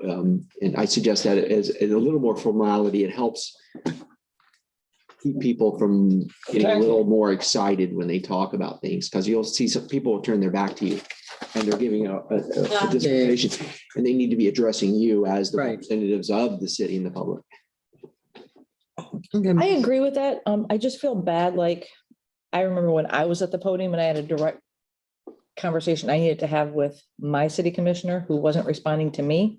Yeah. And when I wanted to address my city commissioner, I had to address the mayor, but it wasn't the mayor that I had the questions for or the concerns with. And I feel bad that the mayor has to like take all of that on, like for all the districts. Yes. So that's just being on the flip side of it. It's just, you know, I get to wear the tiara. it's true. No, I agree with you. I agree with you. I think the point that Mike is making is like, they need to talk, I mean, yes, and in general, the chair, but I mean, if somebody's got an issue with District 1, they should be able to, I will say, talk to the, After the meeting or something. yeah, but, Okay. you know, it's like, don't address the audience, it's address us, and well, yeah, that's cool. I agree with you. I just feel bad because it's like a lot on the mayor. Like, That I don't care about. Well, I think you should be able to be but- addressed. You know, otherwise the public can campaign, and I'm going to say campaign, or make, you know, accusations or anything to commissioners, and that should be discouraged. It should be. And we'll leave it up to you to do that. I'll be fine. I have no problem I discouraging. don't either. Right, Commissioner McBoy? District 2, who feels quite put upon, but we'll get over it. I'm glad to hear that. What a man. I do see something in 14B paragraph The rules of decorum will be included in the agenda and referenced at the beginning of each commission meeting. Do we do that? They're- Need to do It's that? They're on the card. blue It's on- cards. I see that that they will be printed and mounted on the walls and whatnot, but do we actually have to say that we reference somebody? Do we do that? Do we need to do that? We can remove that. We don't do. Yeah, I don't think we need that. I think when these Good, rules yeah. first came out, that was kind of to make that point at the beginning of each meeting, but Yeah, we don't have it mounted on the wall anywhere. It'll be on the stamp when you. On the blue cards, oh, back there, yeah. And on the cards too. Okay, so. You want to take it out? yes, I'll take out that they're referenced at the beginning. Yeah. I've been to cities where they put them on the podium as well. So are we pretty well? Yeah, Just a general question, on the MOU or the letter of understanding for the Gulf Stream. How do we, and we've all seen it. We all see it. Is that public? public record. Are we allowed to discuss with the public that information? Yes, that's a public record. There's an economic development exemption That's, that we Well- sometimes enter into with developers to have this discussion outside sort of the public record domain about some interest a developer may have in the city. And that information is kind of considered proprietary, potentially trade secret that you don't want everybody to know about. Right. But once they apply for an actual application for development, which the Gulfstream has done, everything thereafter becomes a public record. So that LOU is absolutely a public record. And it was sent to all of you, so it is in the public realm. okay, And people have asked for it already. I mean, I know, yeah, Provided it. I saw that. Okay, thank you. thank you. Yeah. The only other thing I would like to mention was holidays. Since we have Tuesday meetings, there's not a lot of Tuesday holidays. But sometimes there's a Monday holiday, which people make travel plans before and after. So right now in your rules, there's 2 meetings every month, regular meetings. In the past, sometimes if it's close to a holiday, we cancel that one. And I think that, thank you for bringing that up. Sorry that I didn't bring it up, Madam Clerk. We have for example, 4th of July, I believe that Commissioner Malega wants to take some time off, 4th of July, that week. Yes, but I'm out of town after our meeting. I'm out of town during that meeting. Okay, I know there was Zoom in. somebody. I'm like, I'll be at a friend's house. I can Zoom in for that meeting, or if it's not a meeting. Which is another thing that we haven't had in the past too. Right. So we also do have that capability to Zoom, so they may not. Oh, be you know able what? to- I'm scheduled to be on a cruise. Who knows if it's going to sail or not? So I'm not going to really stress, but I am supposed to leave on the 3rd of That's what I July. thought, yeah. Yeah. We're gonna rely on the lifeguards then for rafting. Commissioner McVoy will do that. It's a great. Yes. I'm not getting on a raft. I'll wave. I pedaled. Christie, can I ask you, Yeah. do you have this full packet that we received? Yes. Or no? What? I've reread this 4 times, this resolution 59-2015. There we go. 2015? Yes, it was after, Oh, yes, the, the moment of silence. Wait, where are we? what is the change of this? Because I'm so confused. I've read it and I've read it and I've reread it. What is this, is this resolution putting it into our order of agenda? Was it taking it out? Was it? Added because it's underlined. Should have been. It It's not added, the one that we talked about in our, it's not in. It's not in the one that No, we're, that's a good catch because Yeah. it's not, you're right, it's not in here. right. didn't make it. This was after, as the manager mentioned, we ran into some issues when we were having religious prayers as the invocation, and certain other entities said that it was a constitutional violation. So we adopted this and apparently didn't actually put it in the rules. Well, it says it's listed number 2, invocation on rule number 5, order of business, but I didn't see this Right, direct it didn't go in. Yeah, correlation. It didn't go into the final version, apparently. So that's a good catch. Number I will 7. Make sure that that goes To, into. And then my question is, Commissioner McVoy, if you will, it says you voted nay on that. What? But what, where? See, do you see what I'm looking at? You want the hard copy, sir? Yeah, that, right there you are. This was, I believe, the situation where we used to allow people with It was a rotate, people from the community. religious and unfortunately, for whatever reasons, it got sucked into the constitutional issue of separation of church and state. And Right. a Satanist gave a prayer, and during It was pretty wild. he came up to pray. It was an interesting prayer, but several commissioners walked out in protest. They didn't want to be there during it, and that caused a firestorm of interest from the media and people. Yeah, it did. No, I know, but but number 7, it says that the mayor or commission whose turn it is to deliver the invocation or moment of silence may designate another individual to deliver the invocation on their behalf. So I'm just questioning, did Mr. McVoy not realize that he could, that wasn't being taken away, correct? Like if you wanted to have your pastor come do it for you, you still can, because that's what it says. I asked a number of pastors to give things when I was on there. So I don't know. I have no idea what. My personal, If I could just say, what I remember about this is that by allowing all your pastors to come, like Michael said, somebody could come in and there was an issue with it. So what we've done is had you people make the. Right. And that covers it. right. But in here, it still says that we may designate. Yeah, that's what, And you that's still can, Okay, the constitutional issue is to make sure you treat everybody fair and equitable. So if someone who's a Satan worshiper. Buddhist. your belief, give them the opportunity. What was happening is we were kind of doing it based on requests.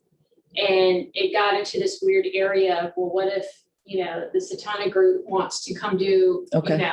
So this way we tried to make it more even, more consistent with the constitutional analysis that everybody's treated fair and equitable. Okay, Leave it up to y'all. Ideally, y'all, either appoint someone or do it yourself. Okay. But try to keep it, even tone. Whereas before, people would contact the clerk. Right. I want to. I couldn't, I read this do and I'm like, remember very distinctly the issue that Michael represented, and my feeling is, that's why I voted nay on it, I don't remember, but my feeling is, if you're going to allow religious invocation, you absolutely have to allow all of them. Of course. Whether you like them or not. right, Right. And I found it very uncomfortable that a bunch of the commissioners, before the person even got going, walked out. That- And that wasn't somebody that was chosen by any of us. Mhm. It was, it was kind of a weird It was a little prayer. I funny. agree with that, but you have to treat everybody equally. Yeah. And you can't walk out on it. so now this is saying that the commissioner, the mayor, or we can do it ourselves, or we can ask someone to do it, but now the public just can't get up and Right. be that person. Yeah, Okay. there was a thing years ago where it was all Christians and there was a temple on A Street and, he had never come forward to ask. And well, how come you don't have Jewish faith? Well, he didn't, so I kind of Just think a want moment of clarity. silence, or I would like to limit it to us just so that we don't run into this problem, but it's not that important to me. I think a moment of silence is, I was raised Lutheran, we do things privately. I do think when it comes to representation, none of us up here that I'm aware of practice, are Muslims or practice the Islamic faith. So like how likely is it that we'll see, if we start really going with this, how likely is it that we're going to see the Christianity, overrepresented and other ones underrepresented and things like that. So I think that's might be where you basically took that away by saying, okay, the public can't just request it, but if we're having, if we're designating other people to do it and we're doing it in a way where it's not representative, that could be another problem. The public might not appreciate it if they're like every single time it's opened by the same religion. Religion's a touchy subject. I don't It know. is. And in addition to not representing or underrepresenting a religion, there's also a whole set of people who do not feel comfortable, choose not to have a religion at all, and should also not be made uncomfortable. That was the whole reason for separation of church and state, right? Exactly. Well, And not that's really. probably why I voted no on it, something like that. I just thought maybe we need to. You get just away want to from be it a altogether. contrarian. No, I don't know. I know a lot of people that take it seriously when they're not represented. It doesn't mean they want to get up and do the prayer, but it's important to them. You comfortable with silencing? Are you a Quaker? Me? Yeah. I think a moment of silence is like fine, but we're spending a lot of time on this. Well, no, I just want to clarity because it wasn't in. the Quakers will take original- credit. Right. Yeah. So we can just leave it in there and like some things, see how it goes. And if we run into an issue where you don't feel that if people are designating other people to give it, that it's a fair representation, then we could limit that further. Or if you want, when it's your turn, if you want to ask, you know. Right. And then you, a sheik or non-Christian. somebody to come here and represent, you can, you have that option to do so. Does everybody see that that's fair? Yeah. So, But I'm not gonna fight about this, like, but I don't think, I know you, I mean, any one of us could ask. I understand Yeah. that. I'm, my like statistical brain is going on and the likelihood of this happening is not, it's, I- now I'm gonna go and try to figure out what is the representation, who I should invite to make sure that everybody's accurately Yeah. represented. It's like, no, I'm not gonna do that. Or just do a moment of silence when it's your So- turn. And Debbie has the non-denominational. Prayers, yeah. Yeah, have you seen them? No. Go through them. They're not. This isn't about me, just so you know, it's not about my discomfort of leading anything. It's I about, understand your other- discomfort. I like the separation of church and state. yeah. So, okay, so, but this will go into the, It'll be like public response or our response to public comment. We'll hope for the best. right, prepare for the worst. Yeah, yeah. Okay, so. Yeah, I mean, and we do have quite a variety. So, Just a real quick about the holidays. Are we having a meeting on July 6th or not? Like, why not just like figure that out right now? good idea, I think that's one issue we really do need to discuss. but it has to be a vote if it's Setting gonna the be, meetings in work sessions. How you guys want to do that, if you're good with an informal. We need a work session on this, what's everybody's appetite and availability, or do you want a more formal process for setting those things? Well, the 4th is a Sunday and, You're speaking in general. Tuesday is it's a 6th. So why are we going to cancel? No, it was something that, We're going to have a meeting on the 6th. well, unless a couple of Don't people you- wanted to be away. I thought that there might be, I'm sorry. go ahead, no, please. I'm sorry, Madam Mayor. That's No, go a ahead. specific topic. Once y'all decide that, it's a more general thing, what she's asking, not to that one meeting. Okay, yeah. I think as matters arise, we should schedule a workshop. I mean, I don't know how else, what's the suggestion? What's the alternative? What's been our practice, Madam Mayor, is generally staff, myself, Mhm. attorney, have set those meetings up based on workflow. For example, as new commissioners, you've been barraged, I'll use that word liberally, barraged with meetings, workshops, and regular meetings. But y'all haven't been specifically setting those meetings here. And through y'all's participation in our discussion about sort of this perspective, a tentative agenda, we've worked together loosely and in agreement for the most part. And even the conversation about tonight's meeting, it's important. We've been trying to follow a process of educating and letting y'all get into the meat of how you want to operate and how you want to structure, and then talk about some of the overarching things, whether it's the strategic plan or how we do, which is coming up. Those are things that we sort of agreed that y'all wanted to go through, but it wasn't an agenda that y'all came in and said, Mike, X, Y, Z. And I think that's what Christy is asking going forward. We want to know what you're comfortable with, either in a very specific written manner or change to what's in the document now, or if you're comfortable with this flow. Commissioner Maliga? I just have a question in regards to the CRA having the meeting the same day we do. Since we're talking about meeting dates, I think it's important that we, being the city, between the CRA and the city staff, figure out a way to make those happen on 2 different dates, because like this coming Tuesday are very meaty conversations Yeah. in both at the exact same time. And this is something that we spoke about I agree. for years, is that, I apologize again, from my own business owner. That, it's frustrating that as a resident, they can't watch 2 things at one time or be at 2 places at Or one the time. liaison, or you who was very, So I just think that being mindful of the fact that we have this other entity in our city, either get with the CRA board and ask them not to have their meeting on that. And my response that I got today was, we've always had our meeting on this day. And I'm like, I understand Yeah, that. right, clearly. However, we're trying to make things That's- yeah. different. You know what I mean? There is the issue. So if we can be mindful of that, I don't know how that can be changed amongst the CRA board, if they're the ones who have to vote on it, or I don't know. I just know that it's crazy that we have a lot of this stuff coming up. And Commissioner Malia's point's well taken. When that has occurred, it's created difficulty regardless of the topics. It's 2 important meetings. That's always been theirs because very clearly the 1st and the 3rd is ours.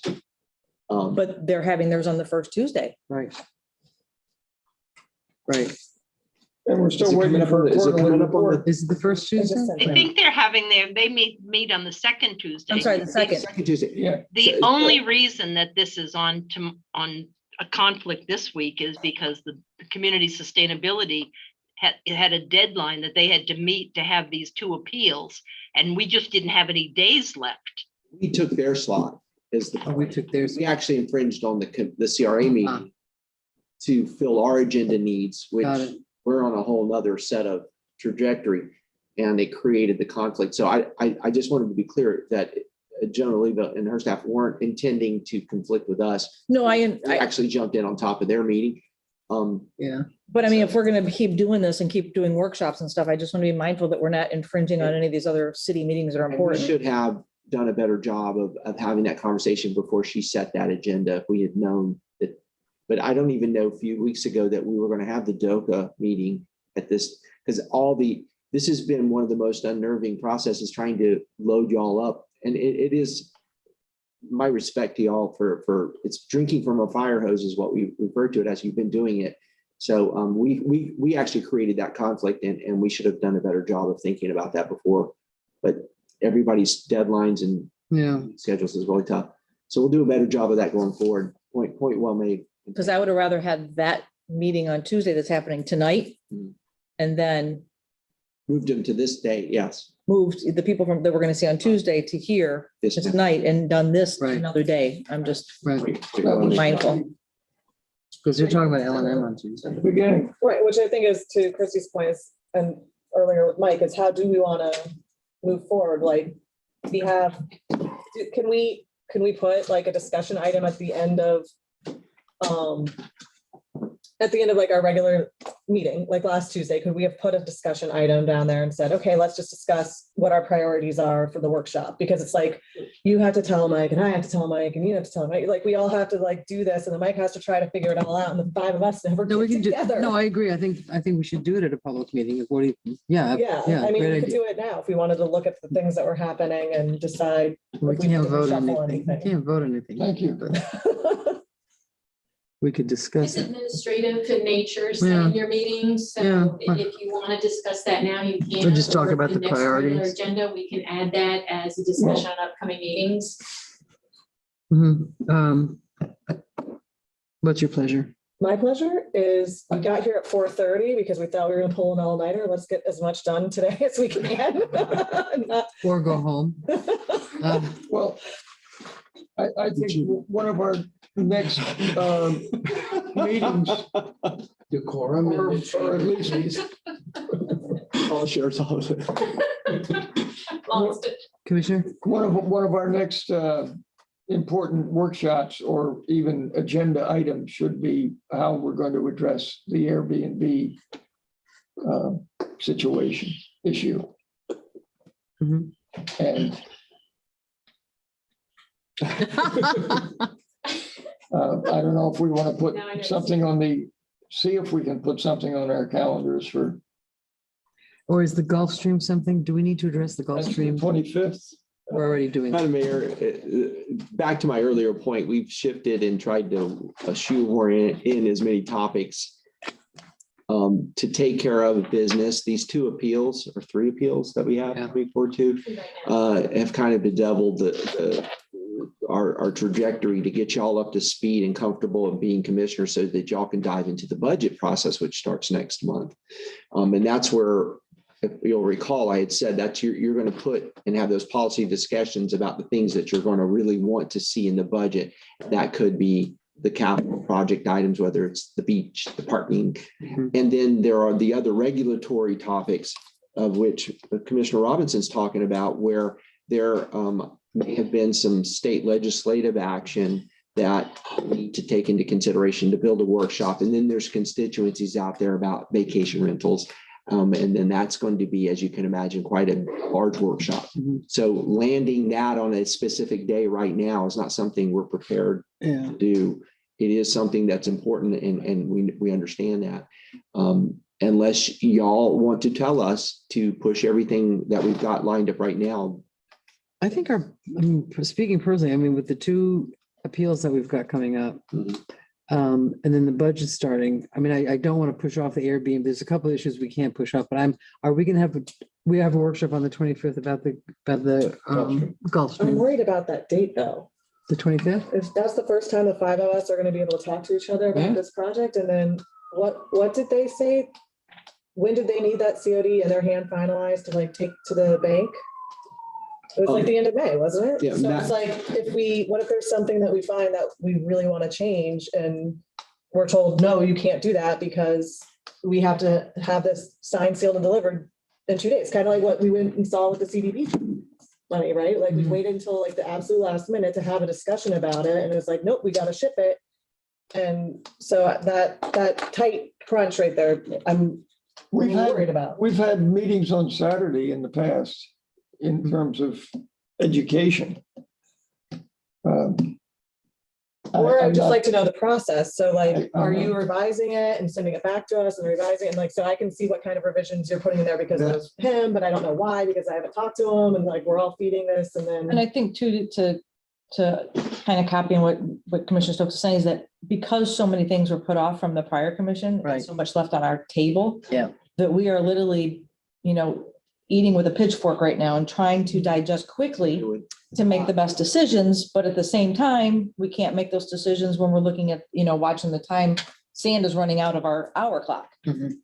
Madam Mayor, to respond to Commissioner Stokes, the process we're following right now, based on the conversations that William Wan and I sitting in with each one of you and the guilds, we have a meeting scheduled with them tomorrow to talk through those items and to see what we can come up with for any negotiation changes that we would get back with you individually. If we're able to schedule another meeting in before the 25th, I don't know how, but it's always possible. The legal vehicle for what the LOU items and any of those changes and clarifications that would come forward, I have to refer to the attorney, and we'll get back to you on what that document looks like. So right now, as part of the outcome of the conversation would be that commitment to those items, the economic incentives that are in the code, those kinds of things are enumerated, or to Commissioner Robinson's concerns about what their relationship for the hotel, the Gulfstream Hotel, for giving out towels at the beach looks like. Right. And then there's the capital improvement item, which would be directing staff as part of the budget to appropriate the $1 million, up to $1 million for the infrastructure and the rights of ways around the project and the parking. So the hope would be to eventually, by the end of the month, hopefully, or the first of the following month in that area, you would get to a comfort level where you would be able to say, these are the things we agree to and go forward with, and we're off to the races. That's kind of our hope in negotiating through this process, but it starts tomorrow with a meeting that's a recap of what we talked about individually with each one of you. And I can't talk about, obviously. I guess I could in some regards. Workshop. No, I can't. No. Well, No. nobody knows. It's not on the If we said we're agenda. having I would Gulfstream I would not. touch Now it's the- confused. I'm confused. They would be like, It's getting, That's but not. this is, I just want to know the process. So like, you've heard all of our concerns, kind Yes. of like the mayor caught something that I didn't catch that nobody else caught. I was like, oh, that's just one person, so maybe we don't address this and we can still move That's forward. not how staff's approaching this. Okay, it's hard to know, like, we're all sitting here in the dark. I think the goal for the guilds would be to have the complete support of all the commission to move forward. That would be something if I were in their shoes, and I think they're that kind of people. So. I mean, we're into the opinion range, but in my opinion, it does seem like we don't want to be in a situation where they're saying, chop, chop, we need an approval Right.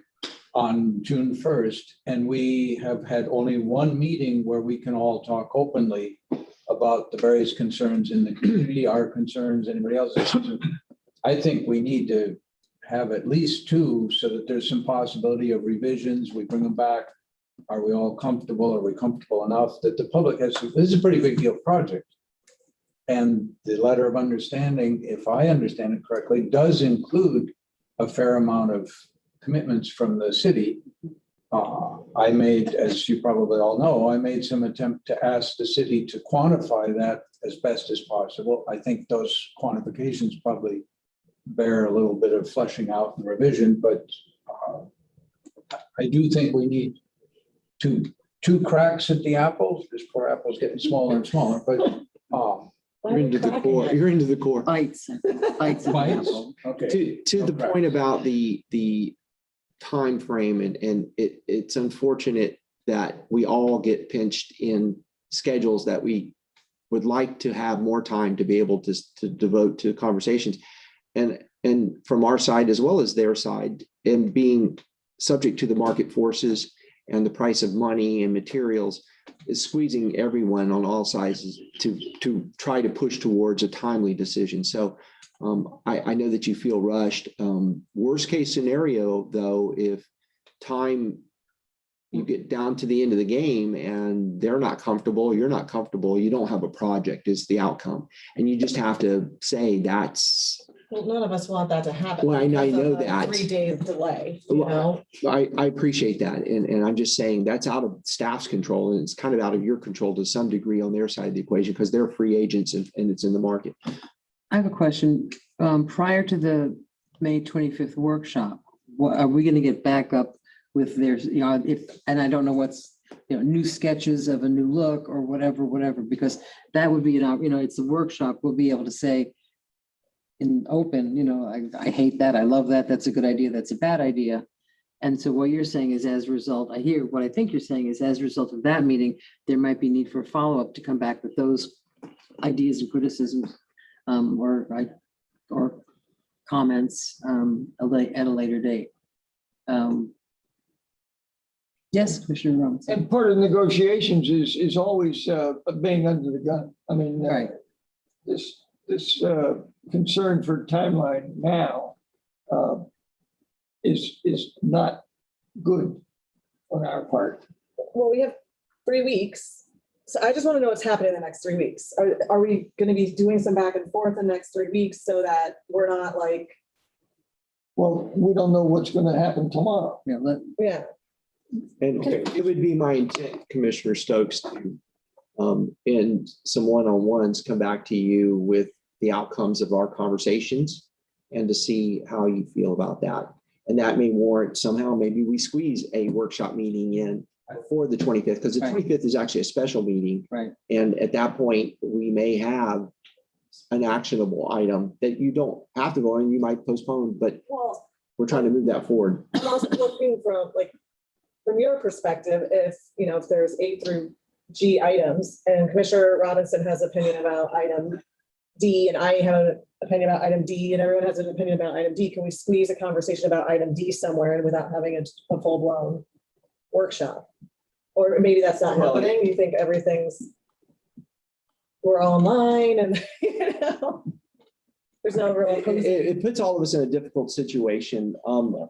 My trajectory right now, let's say it's magically wonderful. We come out of the meeting on Friday. I come back and meet with y'all individually, and it seems to be a sense from the staff's perspective that there's a little bit of kumbaya here. Then we can accordingly take something, an item, generate it and give it to you and see what happens at that point. Then the meeting comes up and we're ready to go.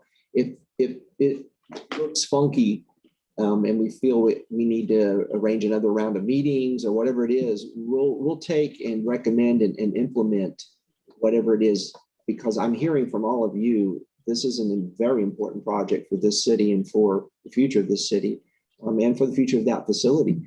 So your staff is going to do everything we can to try to facilitate a positive relationship, but we can only do so much. So Commissioner Maliga, and then McVoy, and then Robinson.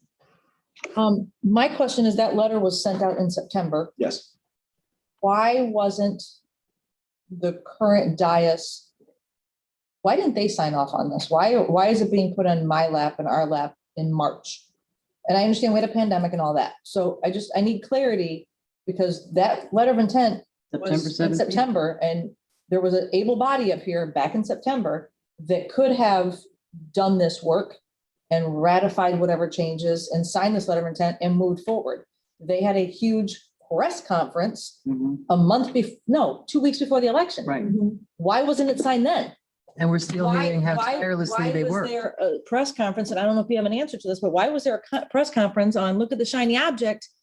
Oh, and by the way, we're not going to put a signature to this. We're going to let the next coming in body do it. And oh, by the way, you have 6 weeks to do it. Congratulations. Yeah, it's, That just seems to me like we were put, not by you, but by the previous dais, holding the responsibility of promises that we didn't make, but now, and I will say this out in the open, because our city name was put on it, I'm very much going to fight to keep those promises, because I believe that your word should be better than anything else, especially as a city and a municipality. But I didn't make those promises, and I want the public to know that. This is something that we are now having to go back and say, okay, it's on letterhead, and it was signed by the Gills, and we've all seen and it. you really have to wonder what. So, but I just want to be clear that Thank you. I'm not going to backpedal that, because it was something that was made very public. We've made these promises. Here's what we're going to do. And now we have to hold true to these things. And I'm going to, because I believe that your word is your bond. It should be better than your credit score. That's all. Commissioner McVoy.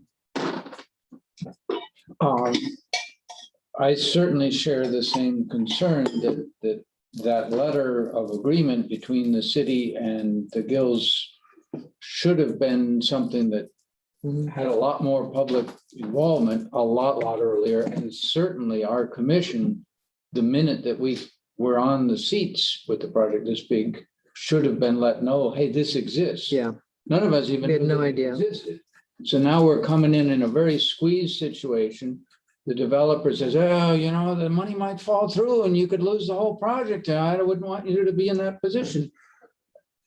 That's kind of a little bit, there's a technical term for it, and it has B and S involved with it. Beats. Beats. That's not, I'm not at all comfortable in it, and I have a different view. I didn't sign any of that. I was not involved in any of those negotiations. None of the people who elected me knew anything about it or were in a position to say whether they support it or not. So, Well, I owe something to a lot of different things. Do we want momentum in the city? Sure. Do we want to agree to something that hasn't really had a chance to get fully exposed? So it's a very awkward position to be in, and very uncomfortable. I definitely, and there would not be an economic analysis of those A through R numbers if I hadn't said I need one, presto pronto. And that analysis ought to get looked at by staff and various staff fairly carefully to make sure those numbers are fairly reasonable, defensible, so that we are all as a community making decisions that are informed. yeah, Commissioner Robinson. I wasn't part of the letter of understanding. And I got it the same time you all did. And I fear that the kind of establishment of that letter is going to be repeated again, as we're going to be meeting individually and without the public's input or knowledge. And the timeline puts us at a disadvantage. And the emotional side of the negotiations puts us at a disadvantage when we haven't had time to, really go over the data or the numbers and the real bottom line of the negotiations. I just, I'm sorry that we can't find enough time to talk about one of these most important decisions. Mike? Thank you, Madam Mayor.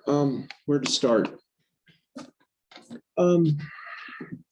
To Commissioner Maliga's questions, and those are very good and valid questions. Going from memory, this project would have been underway last year, save for the downturn in the economy and COVID. Coming off of the March ballot issue, where the height issue, and everybody was psyched up about the fact that this was moving forward, was approved by a significant, I want to say close to 70%. Yeah, it was a. So there was that wave coming off, and everybody was in a really good place, and conversations have been obviously taking place not only among staff, but staff, CDS, Carl DeSantis's group, Bill Milmo, Jeff Perlman, and the Gills. So as it progressed into the memory that is last year, we'll try to dust that off. Coming towards the end of the year, there was a move to try to get some relationships and funding in place. So what the Gills had asked for and CDS had asked for was to move forward with what was the city willing to enumerate that it had in the way of incentives and abatements, and what would they be willing to participate in to help them show people as a commitment for financing. That's where that letter came from. And the great majority of that letter, and I appreciate that there is a sort of amorphous amount based on what we understand about the development of what the incentives are, but those are things that are contained in the code, which you kind of discussed some of the bonuses and incentives. The abatements that exist from the CRA are nothing new. They've been given out and done in many projects, as well as the MID most recently, when you look at the economic development for bringing that's related mostly to utilities, I guess, when you do development, or if we have capital improvement projects, developers have used that, and the MID is a good example. Those are things that we have as part of our, I'll just call it our toolbox. And it's not something that was pulled out of the ether to make just special for this deal.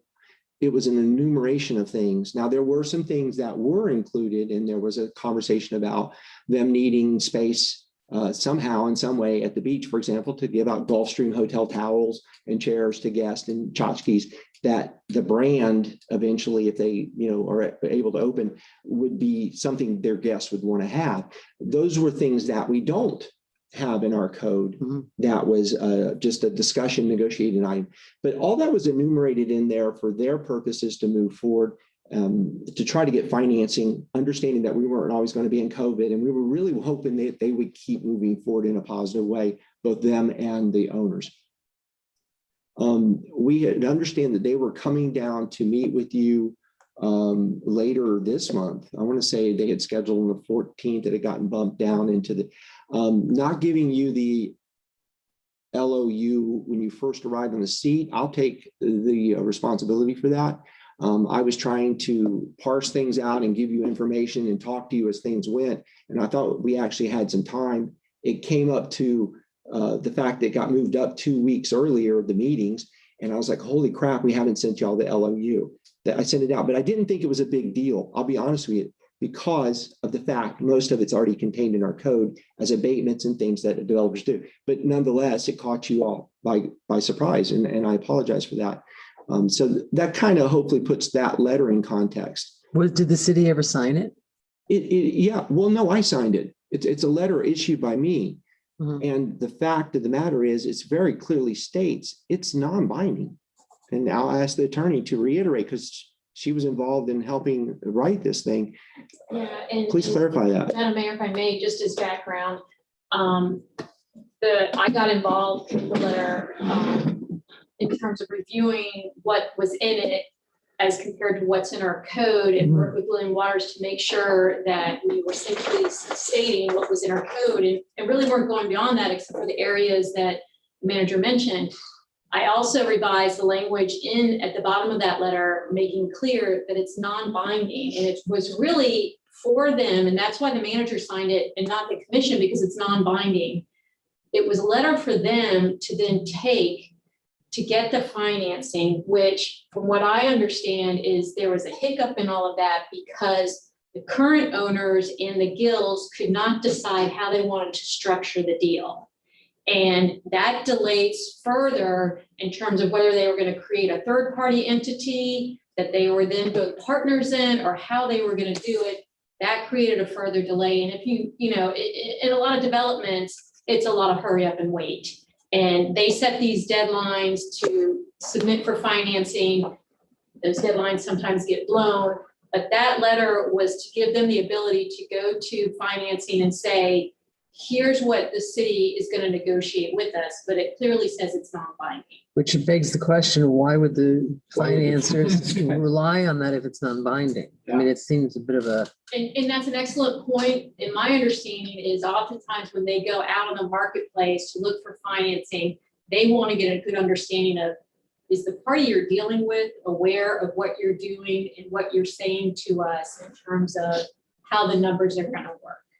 And that was just, even though it says non-binding, that was assistance for them to show to these finance companies, yes, we're working with this. But here's the thing, from the meeting that I had with them on Monday, my impression came away that they did not use that letter dated September 17th, 2020 to do that they are now starting to go to their financing people September, October, November, December, January, February, March, April, May.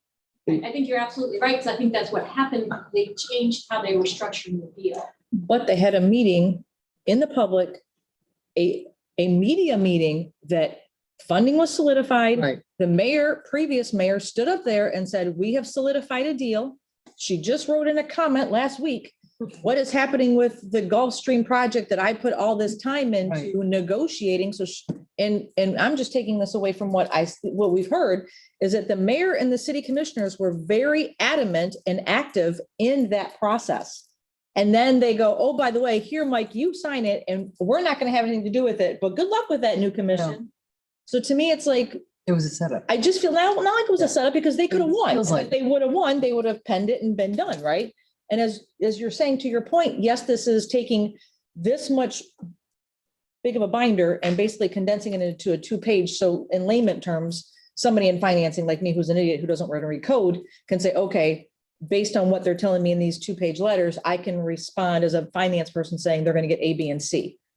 So I understand that point of it. My frustration is, and this is nothing against the current people who are here, is that it was just made as if we're the commissioners, we're the mayor, we have penned this deal and it's done, signed, sealed, the ink is dry. There's a shovel going in the ground in 6 months. Right. And now here we are. Oh, by the way, this hasn't been public record. The LOI was not public, letter of intent wasn't public record. And now we're, and I know that you asked for quantification and that's good. I unfortunately wasn't smart enough to ask that and decided to do all the math myself and give myself a brain ache, try to figure out how much we were really we're not writing a check. I asked for those We're numbers. we're just not collecting those I funds. asked for those numbers as well. I know, but I'm saying, Yeah. he made the little spreadsheet that I couldn't read because I'm old and I don't want to wear readers. I sat with Juan to make sure that got out. I need a copy of that. I don't know where it is. He emailed it to all of us. They did. Juan, Okay. yeah, I was Okay. there when he. When we had it at the meetings. And having, Hang on, but let me finish. Of that, yeah. So I want to be very clear in the fact that I appreciate everybody's efforts. I appreciate the efforts of you putting on there, it's non-binding. But at the end of the day, again, I'm going to reflect back on the fact that this is on city letterhead and there is a signature on it regardless. If there wasn't a media press release, I probably wouldn't be so inclined to say we need to stand behind this, or at least 90% of what's on this piece of paper, because the news covered it. I was there at the news conference. I saw and heard with my ears what was said to our residents and to the people who put us here.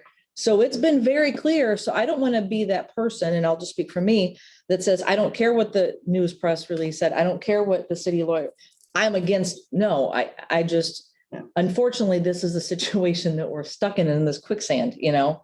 And so I appreciate you putting on their non-binding, but again, we have to look at what was said on behalf of the city. And even if it was just to get the funding, somebody read this Yeah. to get where we are. And it would have, let me just, it would have been helpful in hindsight on the letter, if there was something, this is by right city ordinance, so that we could, okay, well, we're stuck sometimes with things that, like the golden roads. I mean, they've checked all the boxes. What are we going to do? Yeah. Right. So reading that, we're not going to go to the ordinances and say what 23.07.05 sub 6A says. I mean, you know what I'm talking about. So that would have been a piece of information that would have been helpful. Mike, oh, I'm sorry, Commissioner Robinson was first. Yeah, because I've been left out of this enough. And I'm afraid that we're now proceeding with a meeting tomorrow that I just learned about. We haven't really talked amongst ourselves about any of it, really. We're going to be in a telephone tag, and by the time it comes around, and it's going to be interpreted only by one person, without any general conversation amongst ourselves as to the MOU. I was sitting here and learned about it last week. And this process again, it seems to be repeating itself, and I'm concerned.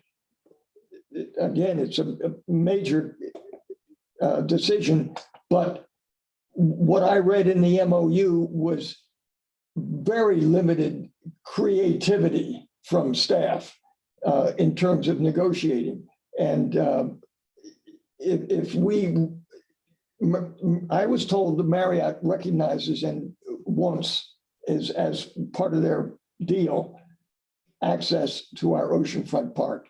If we don't recognize the value of our park with the $6 million that was committed to the oceanfront park, and we're not, please don't mention pool, because the pool is a part of the project. But if we fail to use that $6 million in cooperation with the Marriott, and if they fail to recognize that we've committed $6 million to improve that park, and they want to have a beach experience, and we can help, I'm all in.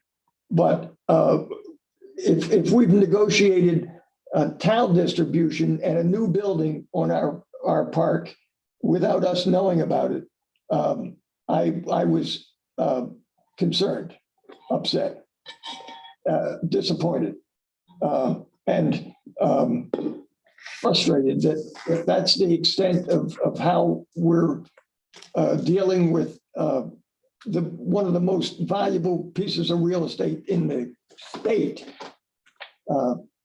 with a corporation that is willing to pay us market rate for 300 square feet. Seriously. We're not buying a used car here. The deal's off the table, because, I've done everything I can to talk to my manager, and this is all we can do. This is not chump change to us. And it's, if we let this go sideways with the public and us and staff not really being comfortable with moving forward, I really want this Gulfstream project to represent that we are going to work together honestly to negotiate the best deal for the city. we're on the city side, I hope. And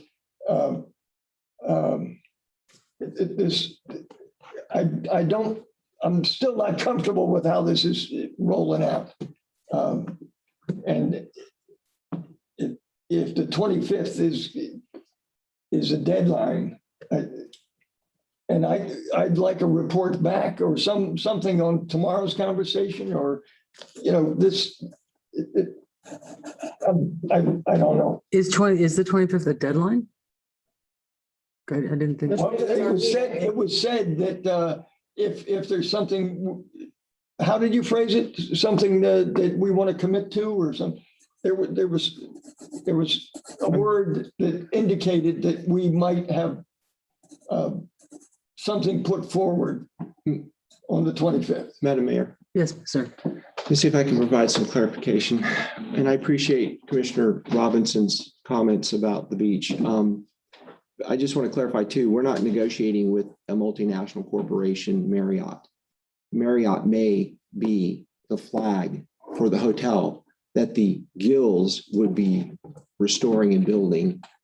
And that would be the partnership back in. I think that was explained to you that the Marriott Corporation, if they're indeed the flag, and they have certain expectations, they're not part of this transaction. The transaction is between Gills, CDS, to the city, looking to do a development of which we offered in a letter, not a memorandum, but a letter of understanding, which is not binding, certain considerations that we do for development. It's not something exotic, not something new. That's what this is about. The timing is unfortunate. The timing and the placement of letters, press conferences, elections are in the middle of this on top of a COVID. Okay. And all of us can feel pissed off and indignant about what's happened. But here we are. You drop the ball or you move forward. I'm not going to be here on June 6th. I'm rooting for the city. I love this city. I've invested a ton of time and skin to get to this point. But be serious here about this project. Don't underestimate the conversation that's taking place right now is resonating in St. Louis.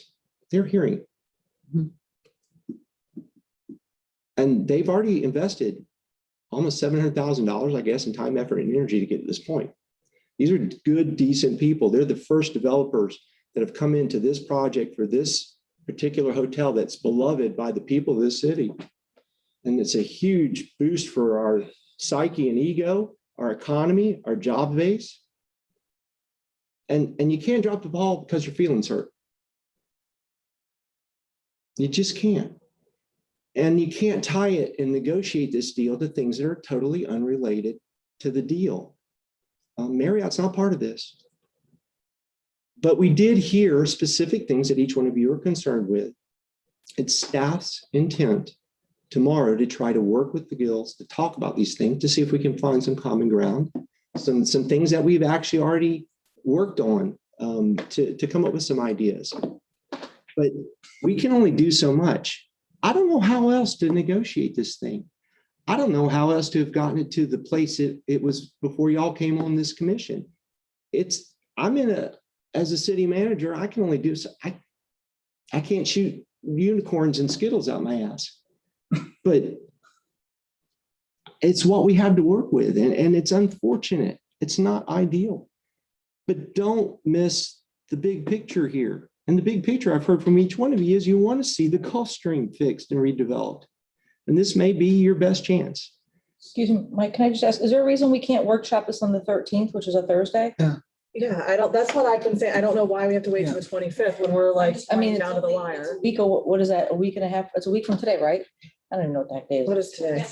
Oh, no, I'm not available on the 13th, but So the specificity of the workshop would be based on the conversations on tomorrow? I'm saying just because we have it scheduled for the 25th and I'm like, I don't have anything on my calendar. It is a Thursday. And I mean, I'm just throwing it out there.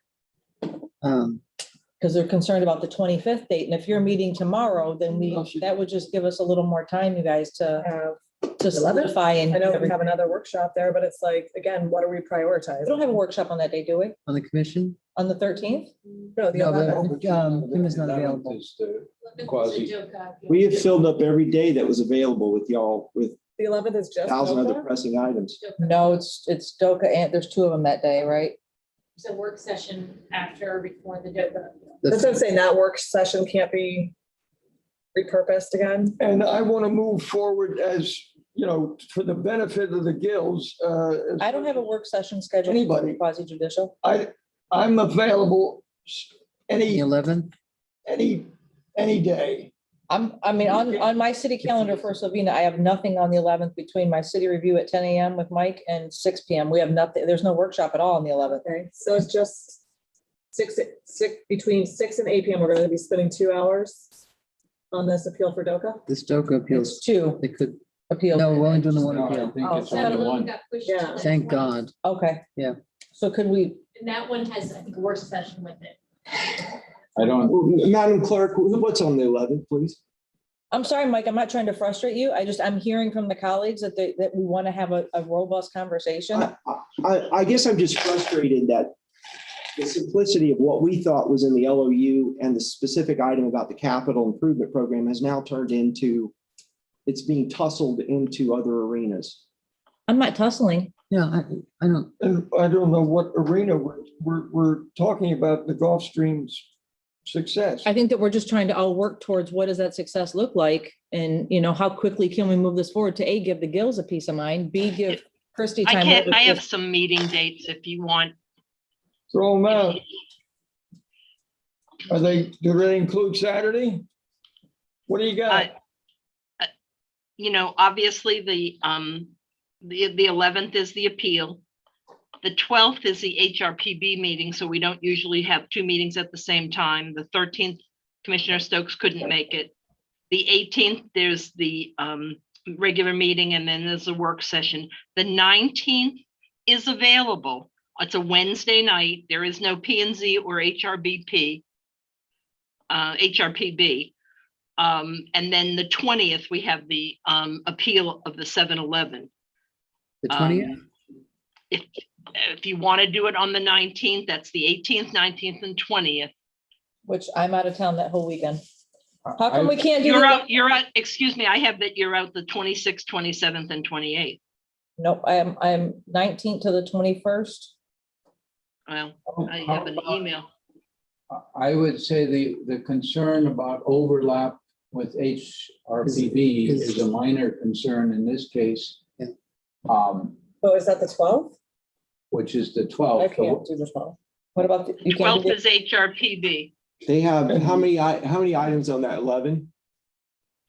The 11th is the DOCA thing. No, I mean items on the HRPB meeting. I think On the it's. 12th. agenda. But Kim is out. Yeah. Okay, but what about Tuesday before our 6 o'clock? Can we do a 4 o'clock work session like we did today on the 11th? I can, I can. because I'm going to say something. here. You know, we've been talking about not discussing things that aren't on the agenda, and we are deep, deep in the Gulf Right. Stream right now. This was a huge one. Well, no, we're just trying to establish a date at this point. Right, but I'm I saying we've essentially had a lot of not responded to discussion Anything about that Commissioner Robinson said, I'm trying to stick to, we're trying to, this procedure, what are we? So are our what next if we did a steps, 4 right? o'clock on the 11th? I'm okay with that. You can? The 11 o'clock, listen, yes. We're asking for Commissioner Stokes. I said yes. Oh, 4 o'clock on the 11th is okay? Is there a general acceptance that I'm meeting with staff in the guilds tomorrow to have a conversation? Yes. No problem. As far as I'm concerned. I'm good with Yeah, that. that's good. That's fine. Absolutely. The more And and conversation- hopefully, listen, hopefully. I have been castigated in the past for trying to negotiate things because of time and constraint, and it comes out that somehow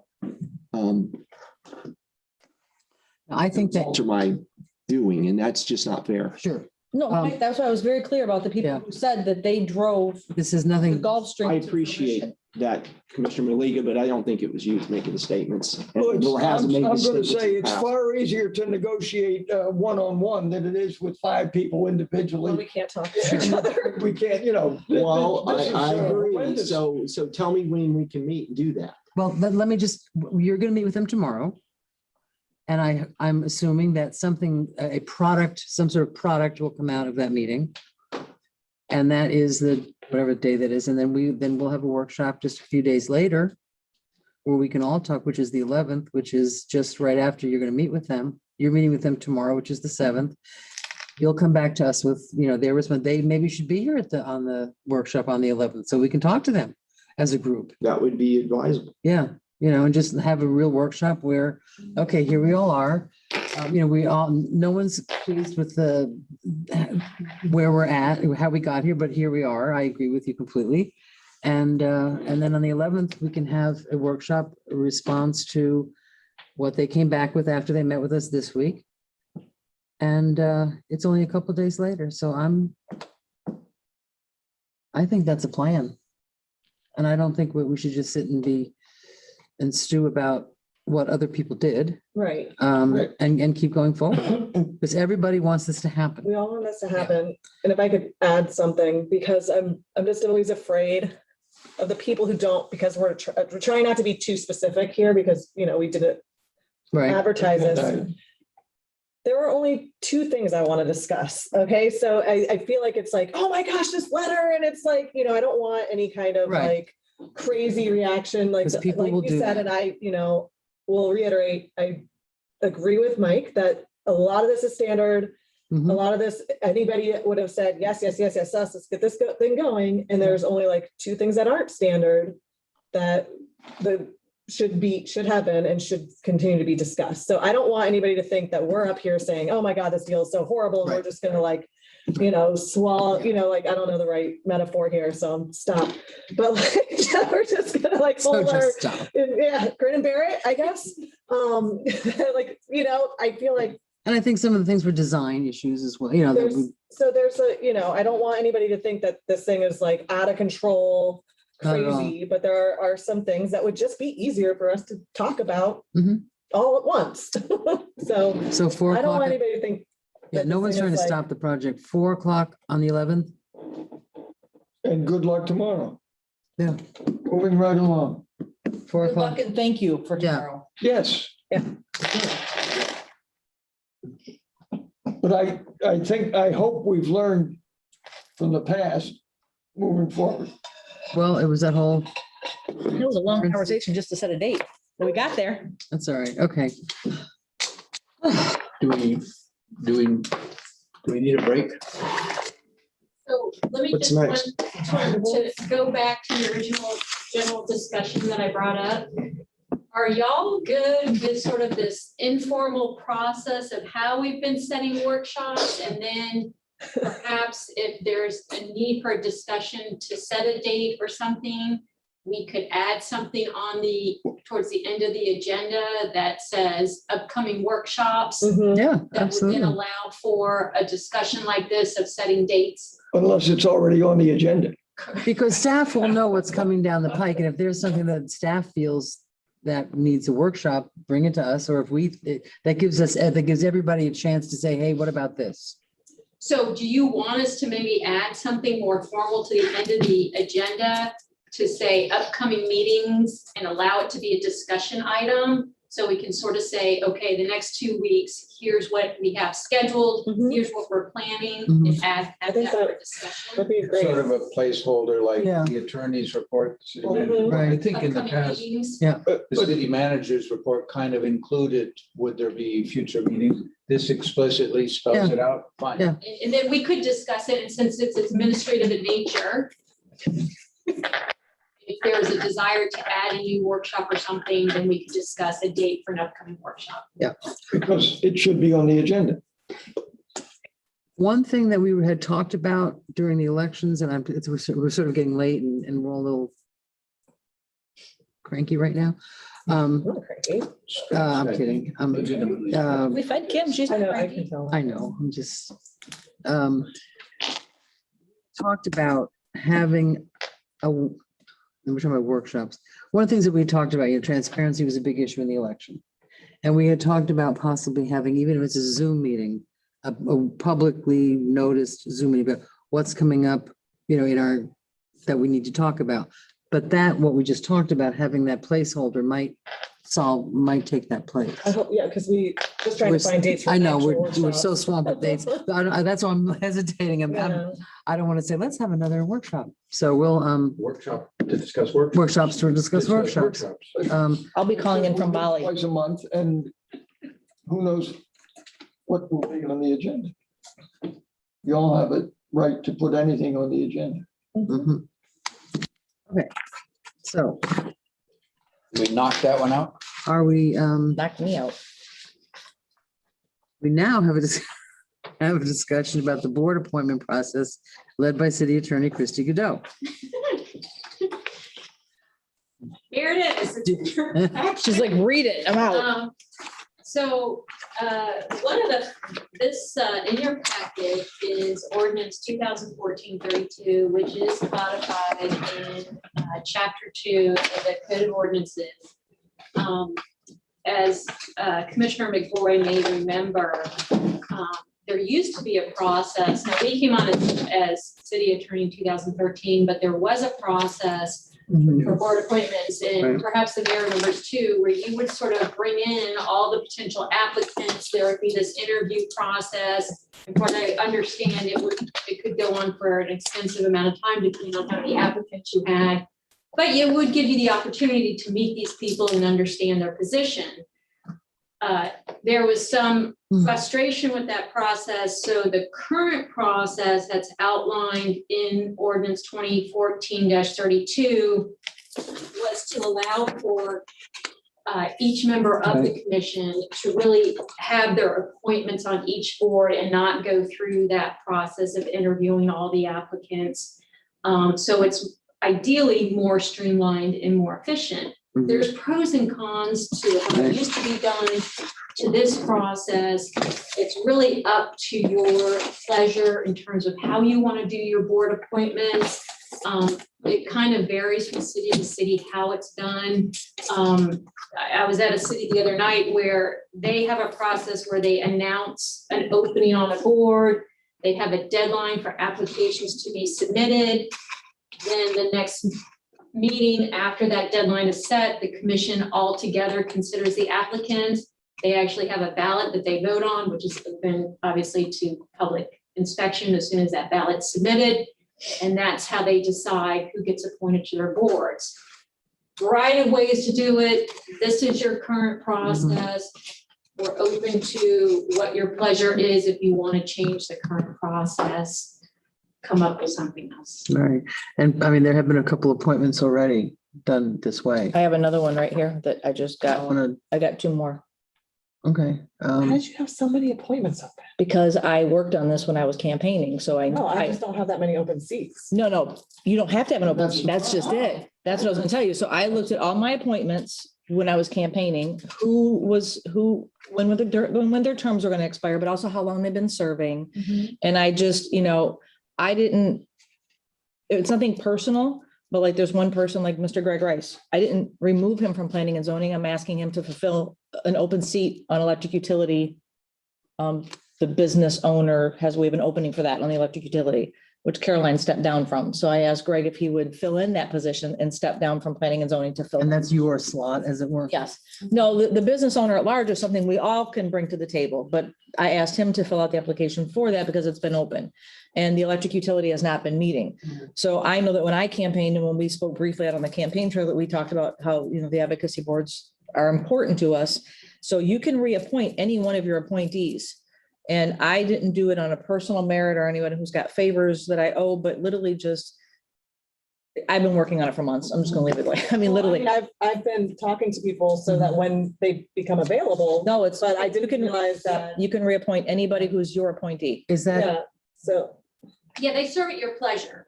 So the way it's traditionally been done is they serve their term unless obviously you want to remove them and appoint someone else.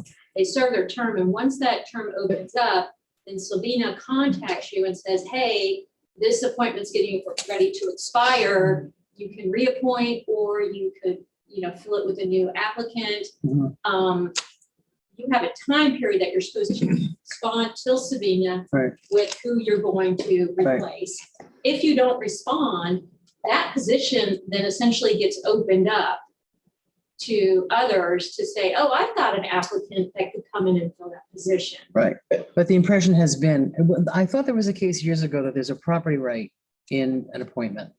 Maybe that's changed. Which is a what? A property right to an appointment. CRA doesn't require residence. Sierra, what?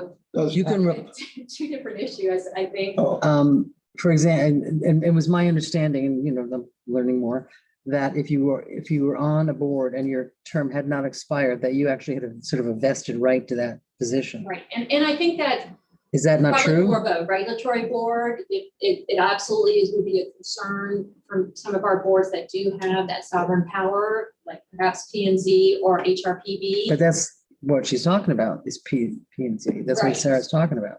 But I believe too, under our rules, that if you're going to end someone's appointment early, you have to bring that forward. Where, let's find out where that, bring it forward in a meeting, in a Yes. public meeting. Right, right. And we do have also another provision about vacancies or absences, I'm sorry. Right, Right. If If they, you miss aren't someone. showing up. Right. then we can remove them. But Madam Mayor, you bring up a good point. I mean, traditionally, it's never been an issue where we've actually had someone, you know, but if someone's voluntarily willing to say, I want to move to this board, that's different. that's absolutely different. So that's my So- question. If so I had even- no, if I have, 'cause I just want to be clear, because this is different than what I expected.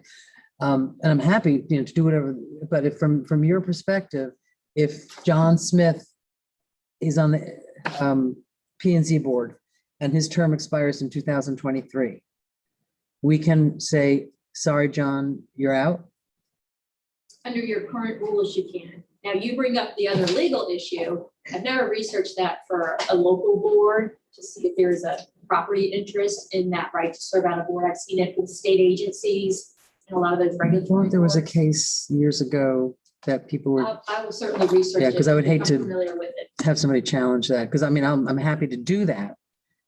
But I've been cautious about it because of my concern. So if we, I'll get up to speed on that. I hope I'm wrong.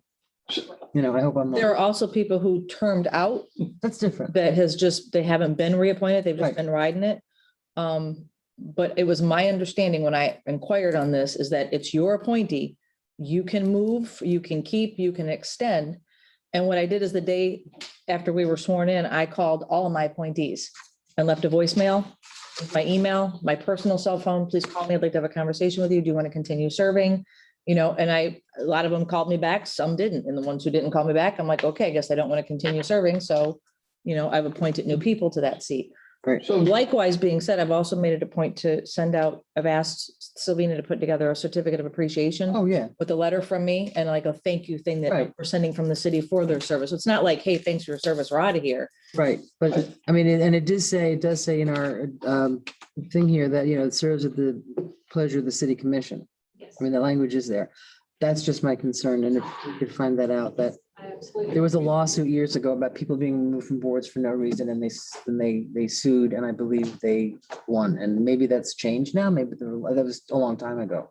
I will check on it. Okay. so the important intent is to minimize the politicalization of Right, right. and emphasize the importance that we consider volunteering for board. Yeah, and I mean, I think So- there's a valid, you know, there's a valid reason, and you know, if politics change and boards change, you know, boards are so reflective of the politics of the day. So the board should, I think, reflect the commission, I agree. not just the commissioner. So do you want, are you suggesting changing? I would feel more comfortable in, honestly, I think it would be less political because we should be more or less unified in the direction of boards. And so and again, you know, they did it to make it more quicker. Yeah. Less work. I just feel that in the realm of transparency, if we all unanimously or even a split vote on an appointee, it would be more transparent than an individual appointing board members. But, Commissioner I have McCullough? had my light on and I would like. to and I just speak. called your name, When- Sorry. just right now. Yeah, but Commissioner Oh. Malega was jumping in. I Okay, sorry. would like to ask that. Wait. Christie is correct that I was on the board under the previous arrangement that we had, and I was on when we transitioned. The way it worked before was, I believe it was a Saturday, I don't remember the date, but it was tended to be a fairly reasonable chunk or lengthy chunk of the day. I believe we did it once a year, which we'll come back to because that's one of the concerns. We all sat in that room. Anybody who had applied, and you did have to get your application in by some Mhm. time period. Anybody who applied, we would bring them in, as I recollect, one at a time. Mhm. We'd all be together, we'd all have read their applications. We'd bring them in, we'd ask them questions they could present and the whole song and dance. We'd send them out, we'd talk about it among ourselves, Mhm. and then I believe we had a private pencil vote, and then we go. Mhm. A couple things that happened out of that I think are very relevant, and they're sort of related to what Commissioner Robinson was referring to. All of those people who came and talked to us got to meet all of the commissioners in a kind of informal setting and talk. So they learned something about us. We learned something about a whole string of people, even if they didn't get appointed. The public felt they had the opportunity to serve. They felt like the commission was interested in them. I definitely noticed a very major change when we shifted the policy, Mhm. that interest in the boards went way down, meetings of the boards went way down. The whole thing had a very different feel to it, and I would say a good deal more negative. Another piece of the system of doing it, the revised one, is de facto what it means is it does make them more political. If Madam Mayor appoints somebody, I'm not going to sit at a meeting and say, well, Madam Mayor, I think that person's a really terrible person. For that. I'm not approving that. Mhm. It's never going to happen. I think in the whole time that I was on there, That's true. I never saw, and that's why we usually put them on the consent agenda, because it's not a vote. Uh-huh. So I would very much, the main downside that was described at the time to the old system was, well, all the commissioners had to dedicate a day, or two of them. One, all the commissioners had to dedicate a day or part of a day.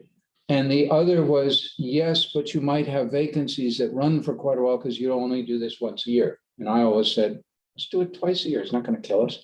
Or if a Yeah, no. vacancy occurs. Exactly. Or if you accumulate a certain number of vacancies, you say, hey, we need to have a meeting. And if you don't have vacancies, or if people want to keep serving or whatever, and you don't need a meeting, hey, cool. You don't need one. But I believe that the former process built a much, much stronger relationship with the community, a much, much more positive message to the community. And you did have exactly what Commissioner Robinson referred to, that we all talked about. And one of the things that we did also, we asked people for their first, second, and third choices. Mhm. And so sometimes we would talk, we'd have heard the person, send them out, we're talking, we say, that person is interested in this one, but they would be excellent on this one. And we all said, yeah, you're right. Yeah. They would be much better on that. Let's put them on that. They have the expertise or the experience or whatever. So I would be very much in favor of going back to some form similar to what we used to do. If we want to make some modifications, it's fine, but I do not find much positive in the way we do it. Have been doing it since whatever that date is, 2014 or something. Thank you.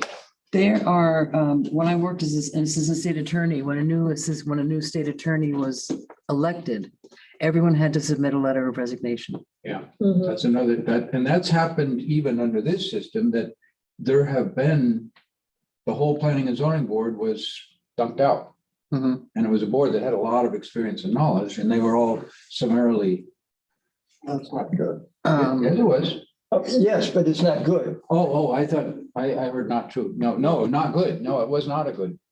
But it's something that, I think the mayor referred to, that when elections happen, they have consequences, and it might be that the CRA ought to have, or whatever board ought to have, at least ask for the resignations. People can reapply, and we think about whether, I don't want to go there. extreme. I mean, Why not? That's a separate issue, then should we change the process? Yeah, well, I mean, that would be that could be part of a change. it would be part of. Because that would clear the decks for for everybody to do new stuff. Just a thought. Madam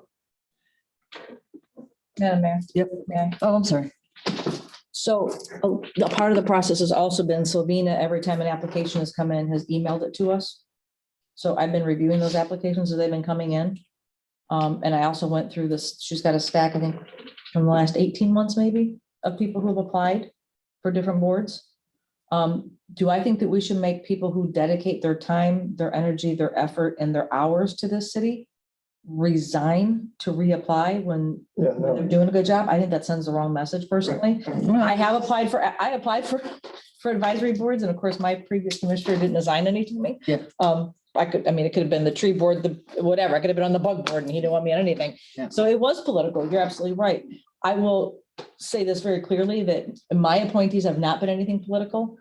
Some of the people I've appointed have just been wanting to do something in this city. Well, yeah, I mean, And they just didn't know how to serve or what to do. And I met them knocking on doors or whatever, right? let's admit that we're all politically. I mean, seriously, I mean, there literally has not been, I don't have a personal, friendship with anybody that I've appointed thus far. Like, no one's come to my house and broke bread with me. Okay. if I mean, I don't think that makes there's sense. anything wrong with that if they did either. No, but I'm saying it's not like these are my best friends that are people who donate. It's just, that's We wouldn't change crazy. the process. But I just don't think that it would be kind to us, for us to say, thank you for 7 years of serving on the historical board. Now can you resign? And we may ask you to come back, like they're. But what you're doing is let's say there's somebody on the board that you have somebody else that you want to serve, you're not giving them the opportunity. You're doing the same thing without the letter of resignation. Yeah. It's essentially the same thing. And I think I've the called- letter of appreciation should come from the board, not just for. Yeah, So I've reached out to my appointees. that's fine, but in terms of a I've process. had one person who I knocked on their door and had a 20-minute conversation. He goes, oh, by the way, I'm your appointee for the EU board. And I'm like, oh, nice to meet you. He just came to my office a week ago and we talked about EU stuff. I have no idea who this guy was. Okay. So I'm saying that I'm just saying that there's pros and cons to both. We want to change the process. I don't think, asking advisory board people to come on once a year, I think that's a I stretch. think if an opening happens, we should be able to fill the opening and not wait. I agree with you. We'll find a way to do that. And, if an opening comes up and we need to meet to deal with that one board and that opening. Like we just had it's an somebody hour resign meeting today, and so. we deal with it. Right. You can do it with that process. You don't have to pile them up all in, the once a year. Commissioner Stokes. Well, I have like a few different concerns for different reasons, like the way it currently is, if I don't want to try to force somebody out or fire everybody and have them reapply, if I come on in the middle of like a 3-year term, I've had no influence over that board. Right. And I find the timing of this all just strange. Like, you guys are up every 3 years. Like, why aren't your board positions aligned with your term? Why aren't the board positions kind of aligned, or at least like 6 months past, or, why they're all over the place? It just doesn't make any sense. Like, It's pretty random. and there are definitely certain boards that I feel like deserve more scrutiny, maybe. I don't know the right word than others, but like, generally speaking, the tree board is not going to have probably the amount of influence that they'd like to have over the The city. quasi judicial boards are the ones you're talking about, Right, the those- HRPB, the P and Z. Right, and most of the CRA, there's some CRA. cities where the commission is the CRA. Yeah.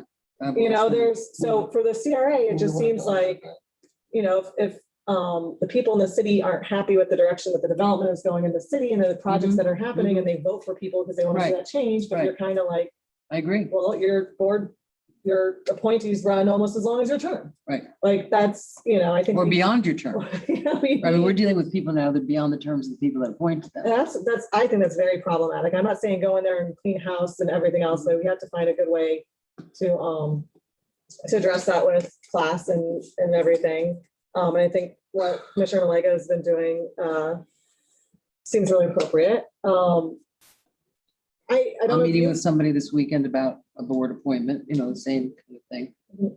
And I guess I like the idea of having a very democratic kind of, and our education board is actually going to be I gotta get that on the agenda because the applications are gonna be coming to all of us and we're gonna try to interview them and do that for that board. I know the previous commission, it seems like a lot of times, especially towards the end, it was like this 3-2 split. Right. So my concern would be if we're like, okay, the whole commission is voting on all the seats, Right. does that 3-person majority now appoint all their friends and, and then that's like the one chance the 2 outsiders have to get a To get voice on people some of on, these right. important boards. So I know Commissioner Robinson wants me to like, what do you want, Kim? But I really see some downfalls on both of them. I don't think this commission is gonna do that at all. I don't think that we 3 of us are gonna like team up and just be like, yes, yes, no, no, no. But I can see that happening. So be it. What? So be it. If that's, that's a majority rule. That's, Then what's the point of being in the minority? Well, I don't know. I was a minority quite a while. I think we're talking to people with experience here. We have a small club going on now. but- Commissioner McBoy? I will say, and this is a ways back, so my recollection may be not perfect, but my sense was because, and maybe because, the person came in, talked to us, we sent them out with the expectation that we wouldn't keep them out there for forever. 10 minutes, 20 minutes at most, something like that. My impression was that the open discussion among us, and I remember that I was not always, I was in the minority. We tended to come to quite a bit of consensus, actually. Yeah. I think we did votes, but pretty much it was consensus also that you could kind of see, well, that person clearly's got some experience and that, they're pretty good for that board, or maybe they shouldn't be in that position on the board. Sometimes you had somebody who was the architect position, maybe they should be the attorney position or whatever, some boards have some specifics to them, or maybe they should be the at-large person or whatever. My sense was that concern about it getting dominated, even though it was a quite divided board when I was on that at times, it seemed to not be that big an issue. Well, so I am inclined to go to the more democratic process, but it's like, how do we get from where we are now to, change it. There's no public comment. The other thing is, and this is pure opinion, but there are plenty of boards that it is not uncommon to ask for resignation when a new political board comes in, that that's just how it's done. And people understand if you serve, and it says so in our stuff, you serve at the pleasure. And I think I would say that, yes, you want to be kind to people and thank them for their service, but they've had an opportunity to serve for some period of time. There's also a responsibility that we have that Commissioner Stokes alluded to. We were elected for some reason. And if there was a sentiment in the community that certain things, that historic is going in the wrong direction or whatever is going in the wrong direction, it's not unreasonable to, revisit who's on the board. And maybe some of the people will stay on, some of them won't, whatever. I don't think that's a crazy thing to do. I don't like it. This is a question for Christie. Is the CRA considered an advisory board? No. I was actually just gonna look up the code because I believe the intent of what we're discussing, the current process is only for city boards. Right, which is CRA different. is technically a Well, because separate legal entity. Okay. So I was actually gonna look up in your code, because I think the appointment process for CRA is separate and apart from what we're discussing here. All of the backup that's been provided to you is for city boards, Right. P and Z, Okay. HRPVC. I just wanted clarity on that. electric- Well, we should I'm find gonna that look- out. Yeah. I'm gonna Oh. double check so I can hopefully. give you It some more sounds to me, information. hang on, I'm not done, please, Mr. Commissioner. Kim, thank you for taking the reins on the Educational Task Force Board. It's important to our city. We really need to concentrate on our kids and the students. At the same time, I think we need to put just as much effort into attracting businesses to our town and what we can do to attract those businesses. Business board. I would really like to move forward with a business advocacy board, a board that concentrates on what the city can do for small businesses. Yes, we can't give away the sun, the moon, and the stars, right? But we can do things like power wash every 6 months, the sidewalks and the awnings. I would really like to do something and create a business advocacy board with, obviously the support of my fellow commissioners and the mayor. I think it's something that's important to the city. Not part of the process discussion, though, tonight. I'm sorry? That's, I'm good with it. It's just not, let's get through the process discussion first. What happened? So is there a consensus to change it or leave it? I mean, let's cut to the. Well, so it would affect all of our volunteer boards, so planning and zoning, How we appoint them, yes. how you appoint all of them, So so. would you ask everyone to leave and start over fresh? No, It's like, no, I don't think that was.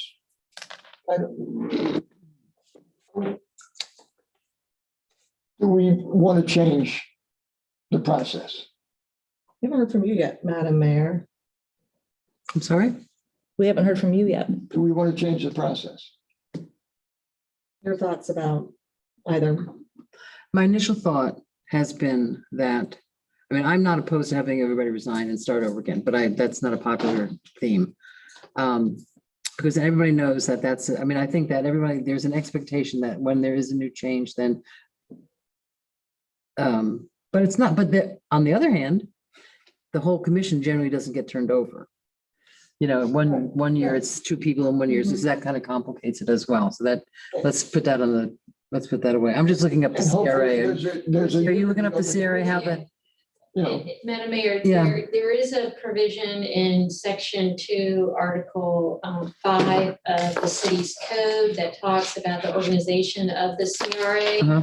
It then refers to the Florida State statute regarding the appointment of the members to the CRA.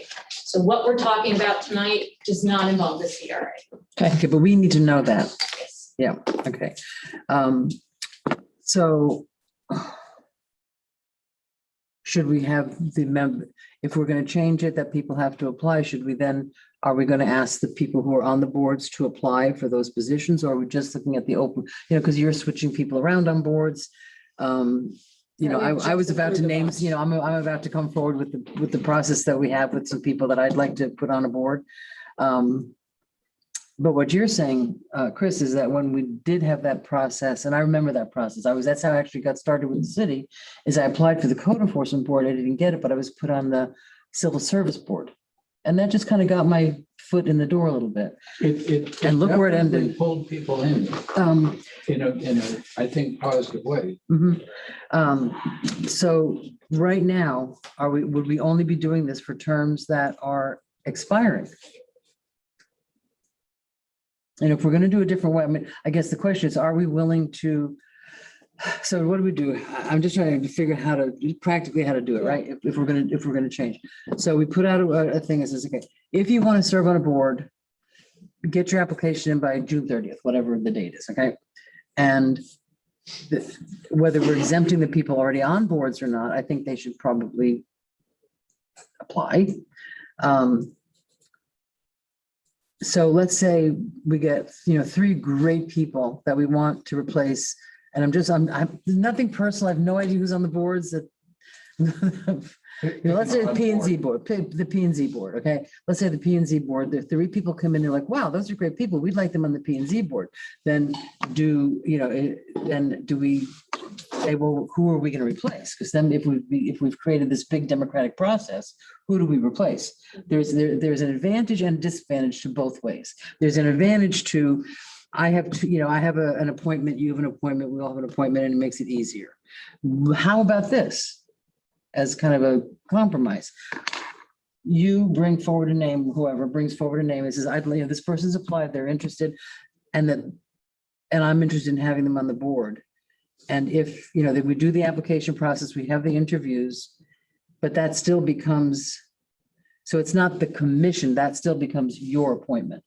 but approved and voted on by everybody else. Is that kind of where? Well, that's what was in the consent agenda, wasn't it? Because their applications were in there. Well, I understand that, but then we're talking about changing it.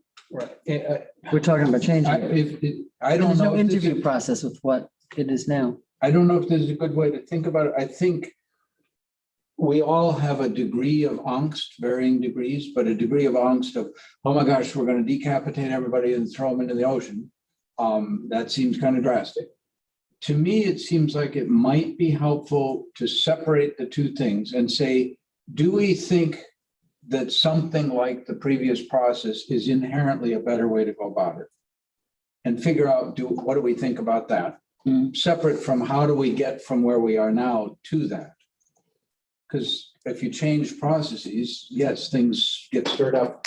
I would say it might be helpful to figure out which process, separating out how you get from here to there, which process do we think is the better process to do it? I don't know if that's the right way to think about it, but to me, it's a little cleaner to do that. And then we figure out, all right, if we want to stay with the same process, then we got no issue, there's no Right. transition. If we do want to change, let's think about that as a separate thing. How do we, is there some way you can sort of phase it in? Right, or what? because, I mean, now Commissioner Malega, Wes Blackman, I think you've got now on the Charter review. charter review, so, so you were very for, not aggressive, but very, No, because the charter needs to be reviewed. no, I'm talking in general, not just the church. No, I actually interviewed him I had talked to him about the historical I know. preservation board and we ended up putting him My there. point being is you were more active in doing that. So you've got somebody on a board. Okay, I haven't done it. I don't know if anybody else, has anybody else in this process? I only had one opening as far as. Yeah, So, But we're still talking about the participated in the openings, process. and you didn't, and we didn't understand that you could replace people. right. And I really had didn't two either. openings coming up in the fall. Right, but And I apparently already we tried can, to you don't find- have to wait.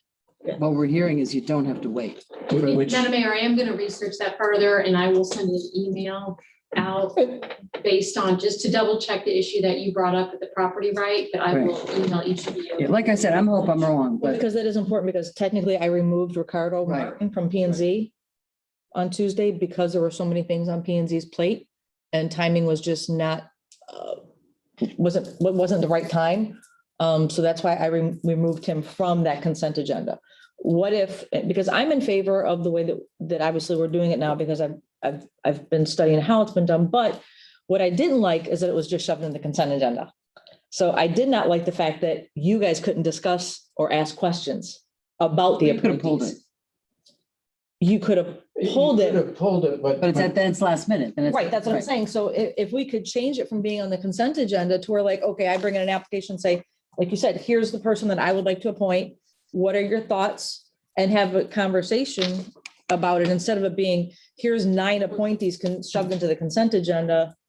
Right. You could actually have a If I may, conversation. Madam Mayor, when it comes to the current process, the way it works is it's just really a ratification. Right. And the thought process behind that was, it's really your appointment. Right. And the ratification is for public. It's a notice. formal, Hey, this person is my appointment, this is on the board, but I think as McCoy, you recognize, nobody's ever said, hey, wait a minute, I don't really like that person.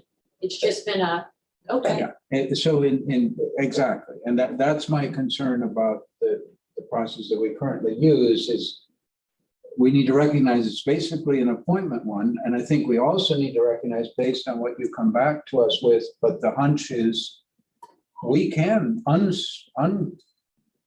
whether we ask for the full resignation of any particular board or whether we individually, when we have an appointment, we can, when we come on and we're elected, we can unappoint our seats. well, that's what we're finding out. To me, it seemed actually, if we can unappoint, Mhm. then I think the distinction between simply asking for all the resignations and going through a process similar to the older one is a better way to do it. And I wouldn't worry that much about asking about all the resignations, because if we can. If you can do it unappoint, anyway. That's kind of what we're doing anyhow.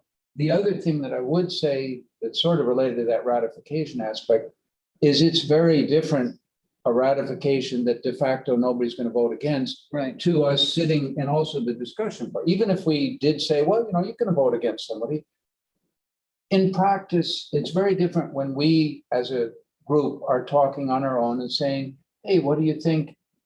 Versus us voting, no, I'm voting against Commissioner Stokes' appointment. That, So, it's not really. good. Commissioner Robinson. so the intent is to minimize the politicalization of it. Or to increase the consensus and make it something that we all, As representative of the commission. Yeah. So which, yes, I guess it that's, isn't, it clearly isn't now. It's- Which is why I'm working on my reappointments, because it's not a direct, most of the boards don't Well, reflect the I'm entire. sorry, but state. you know, yes, you're working on it, but you're working on it individually. And I'm saying that it's inherently going to be political, regardless of what you say. I mean, it's not, with all due respect. yes, with all due. Because I was gonna say, all of a sudden you want to change, you don't, how many people did you just appoint on Tuesday? Yes, Because now as the vice mayor, technically you have 2 appointees on like 4 boards. and I'm willing to leave Which I think all is- the appointments up to the approval of the board. That's, you know, there's flaws in the system that exists. And I'd like to change it. And the turnover, I don't think we need to rely on mass resignations or, you know, required resignations. The turnover happens in resigning and moving and, you know, turnover. And they're sequenced so that it doesn't happen all at once. So if we could interview as a board, they're going to represent the board. They're not representing, you know, you're going to, I think any appreciation of any person leaving a board should come from the commission, not just from one commissioner. Sure. And interview, and they're going to represent the board. It's, Well, but to my, Yeah. I think what Commissioner Malega is trying to say, my concern as well is, so we did just ratify a ton of positions.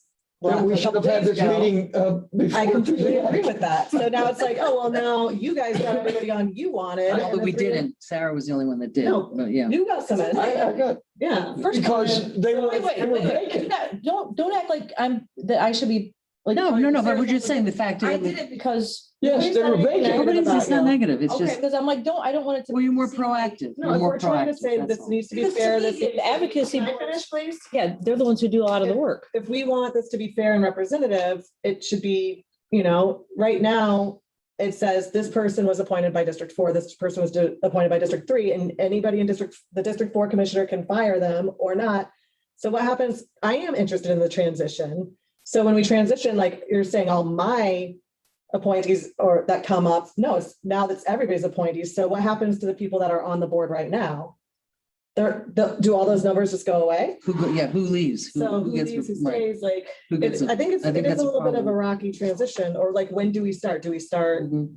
Well, at the end of the year, or do we Right. start tomorrow, or? do we It's start- complicated. It really is. It sounds so simple when you start it. I don't think it's all as complicated as we're making out. Suppose that you do ask for people to submit their resignations. If they're really keen on the board, they are more than welcome to reapply. And if they're excited about it, they will. They'll get interviewed by all of us. If they seem like the best candidates and pretty consistent with the things that we were elected on, we're all likely to go, hey, cool, put you on the board. If they don't seem to the collective commission as very representative of what we were elected on, and I think the fact, Mayor, that you pointed out that 4 out of 5 in this election got turned over, It's very which unusual. is a message from the community that we have some Mhm. responsibility to speak to. And then perhaps they're not the appropriate person to be on the board at this time. And I think us collectively reviewing that is fine. And I suspect that what we'll find is that if we ask for the resignations, a certain percentage of them will get reappointed, because we'll all say, you know what? These people have a lot of experience, or they're pretty consistent with what we're hearing in the community, or whatever, or they have nice hair, or, you know, whatever the important criteria are, and we'll reappoint them. And others, we probably wouldn't. So it'll be a mix, and we'll pull in some new people in the community, which is probably a good thing too. Mhm. And I think I think what Commissioner Robinson is very focused on. These are then become appointments of the commission, not the District 4 appointment or the District 2 appointment. I think that strengthens those boards to be more representative. Right, so my That's what concern I'm- is I do have two people I think are very qualified for the positions that are coming up in November. I was gonna go think, I'm gonna relieve you of your service 4 months before it ends, Mhm. And if there's multiple positions open, they could potentially rise to the top with lots of candidates, right? But it's like, okay, that board is already stacked, there's one open. What if 3 better qualified? Like you said, what if 3 qualified? I think the mayor was like, if we have 3 awesome people that we want on that board, but we only have 1 opening. That was my Right, point. that's, then- that's one of the problems. So I think and I don't think we should do all boards at once either. Like, I think that if we're gonna go this route of trying to like restructure or the boards, I think we have a lot of changes going on here, and I think I would say, okay, I think we should democratically appoint from the board and wait for the rotation of expiration and resigning and moving and I, that kind of thing. so all the people that got passed last 2 days ago they're starting their brand new 3-year term or however many year term. Yes. and that's, that's the new, but I have concerns about some of the people on some of the boards that perhaps could use a change, so if we're saying we have to wait until the thing is over, until it expires, Yeah, I'm not very comfortable. that's a long time That's to a be long on a time. board that, Commissioner Malega, you don't need to like. But it says at will, so I mean, if you have an appointee that you really think that you have somebody else who's applied that could fill that position better. I mean. But that's because it's my appointment or your appointment. It's No, not. that's what I'm saying. These appointments, you guys are coming in. There's a big blinking icon on the front page of the website now. It says click for boards, and we're getting applications in every day. These aren't my people or your people. And I'm not saying that. I Yeah, but mean, I'm just saying, so if there's somebody who you're like, you know what, I really don't like the person who's representing the mayor's seat, let's just say, or District 4. Because we just had an appointee, a planning and zoning person yesterday stepped down from District 2 Right. spot, right? Just because Chris brings somebody forward, it could have been a person who just saw that we have an opening. I applied. Chris doesn't know. He reads the application, goes, I read this application. I have an opening. This person resigned. I think they'd be good. That doesn't mean it's Chris's person. It's his position. It's just his position. It's his That's what I'm saying. That he's been but it's his talking about. position. I mean, Right. it's his appointment. Right. So, And I think we're trying to move it away from the idea of an individual commissioner's appointment. I never was very comfortable with that. And I think in practice, it wasn't as strong a process. It wasn't as strong or democratic or building on the strength of, we have a Right, diversity of opinions here, which is good. right. And certainly my experience in that room was when people came, that diversity of opinions got talked about. We could all talk with each other and say, well, this, but that, and we usually came to a lot of consensus. Sometimes it involved saying, hey, that person really would be better on HRPB than on You're BC. behind the computer. So, Mayor, just as one suggestion. Sure. If, for purposes of the discussion, if we just assume that you guys can reappoint people and go from that presumption, let's just say Unappointed that. people. Right, yeah. Right, unappoint people. Is there a consensus to go back to the old way? Or do we want to stick with the current way and maybe set a deadline for the current way to come to an end? And we go through the old way process and redo all the boards? After Kim makes her. I was gonna just say that, yes. After what? I think it would make sense in the interest of fairness, That's fair. that knowing that we can all, if, You okay you with can list, I'm okay with it. You look at District 4, if you like everybody that's there, and I like everybody that serves all the boards, I'm grateful for the service. You think their vision and their goals and everything aligns with what you want for that board, you keep them all. I'll look at all mine. I was given a piece of paper that showed I have one opening. Mhm. So I was like, okay, and that was been like the hardest board for me to fill. But if I know I can go in and look and start interviewing the people that are under my in my position, Right. and then I get mine squared away, we all get ours squared away, and then moving forward, any resignation, anything else, and, then Great we idea. move to the democratic process while we're all on like even footing. So we keep it the way it is for a while. And like, yeah, so what our attorney said, set a deadline, right? So Chris can't, I'm gonna pick on Chris. Like Wait till January 1st, January right. to get January, right, his I would say the same position thing, first of straight, the year. right? So we all have an X amount of time to go through this process, and then once that happens, moving forward, we do the more democratic way. I think that's the cleanest. So then way to it would do be inspiring as, so it would everybody. be, so just so that I understand, so January 1st, I know. January, we've been here a long time. January 1st as resignations or seats, thank you, expired thing, then we would do it the new way. Right. But for now, we're gonna keep it the old way just to get people on the, just, okay. But, and just so I understand, are we all as a commission comfortable with the idea that if the mayor, I'm gonna pick on the mayor. Go ahead. If the mayor Right, says, you know what, I looked at all the mayor's seats and the mayor has 2 appointees on a number of boards. Yes, I've looked at all of my appointees or the mayor's appointees, and I don't like any of them. Not that I don't like them, but I don't think they're, That wasn't God, conditioning for a change. I guess, I'll turn on my light. this goes beyond me. Your Majesty, if I may speak. Please do.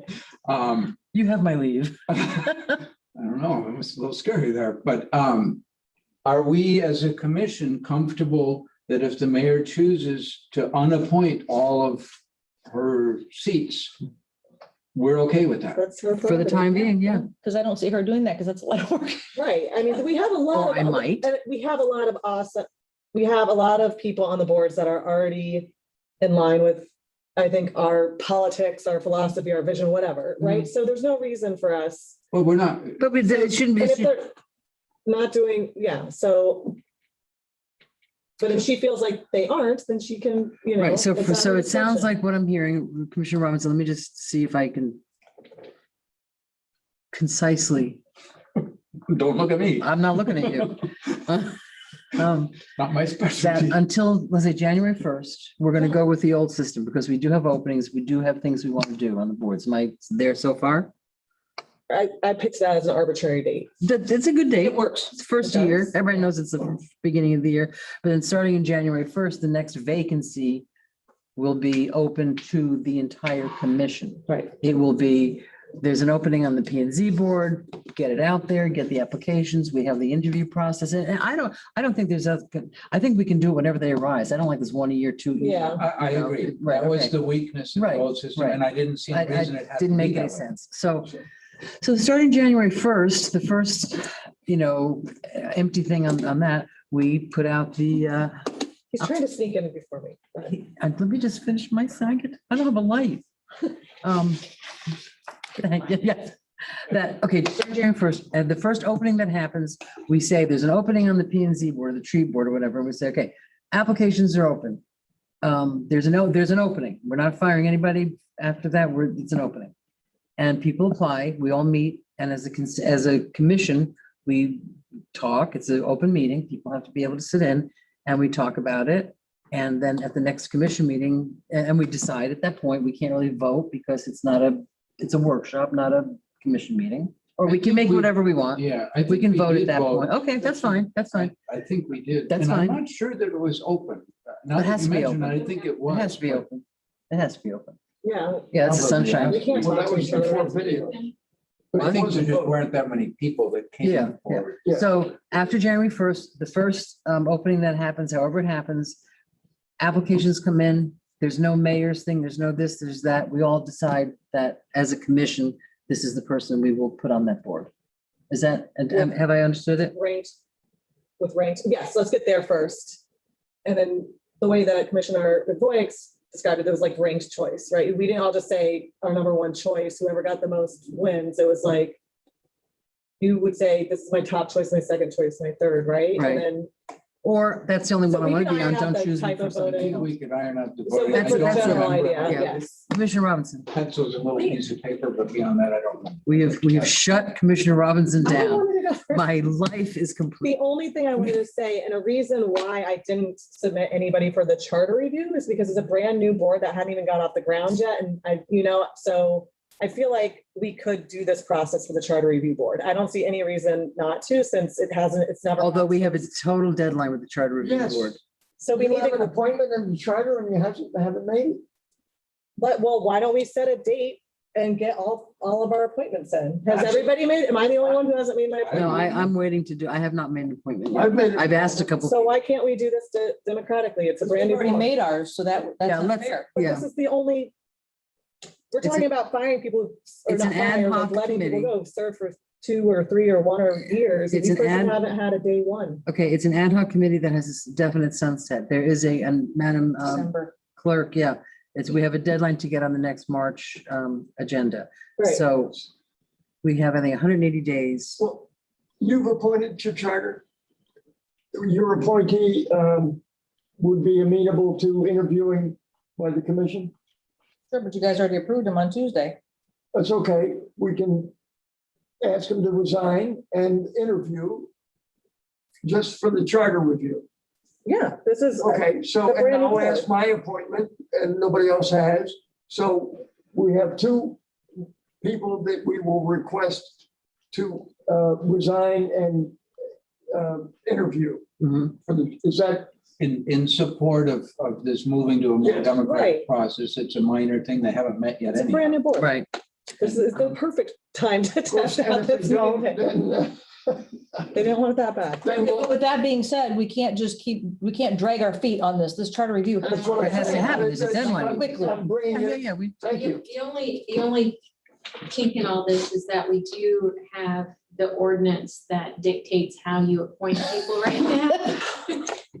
Not to be lawyerly about it. Not to get lawful or anything. Technically, Christie, don't forget to tell her we need 2 hearings to change the ordinance too.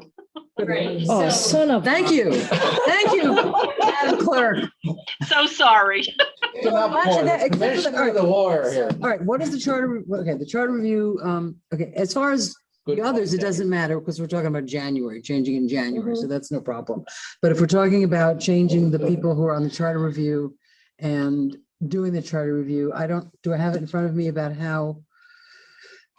Is there a certain group that has to be appointed? Are there certain, I don't have it in my head. 5 people, it's all 5 or 7, 5 people, 7 people. How many? Right, but some of them have more, It's just 5 on charter review and 1 appointment from each. right, but we're trying to get away from that now. We'd have to have 2 readings to rewrite. Well, it would be governed by your current board appointment process, which is by ordinance. So if you Oh, wanted yeah. to do something different for the charter review committee, you could maybe, since we set that up through resolution, maybe revise the resolution to allow for a new appointment process. That because board was set by resolution It was because set it's by an ad hoc resolution. board. It's an ad hoc board, so Right. we could bring back a revised resolution to allow for the appointment process to be done through an interview process Mhm. and decide at the whole pleasure of the commission as opposed to the individual appointments in the current. You okay with that? ordinance. I don't care. I'm fine with it. I think your appointee was. Yeah, I'm, be again, okay. I'm very much, because of dates and times and things in our Oh, we're schedules. talking about, yeah. But I'm saying that's got to be a So if it's a- second reading, a first reading. I No, want to no, make sure No, that. resolution doesn't. Okay.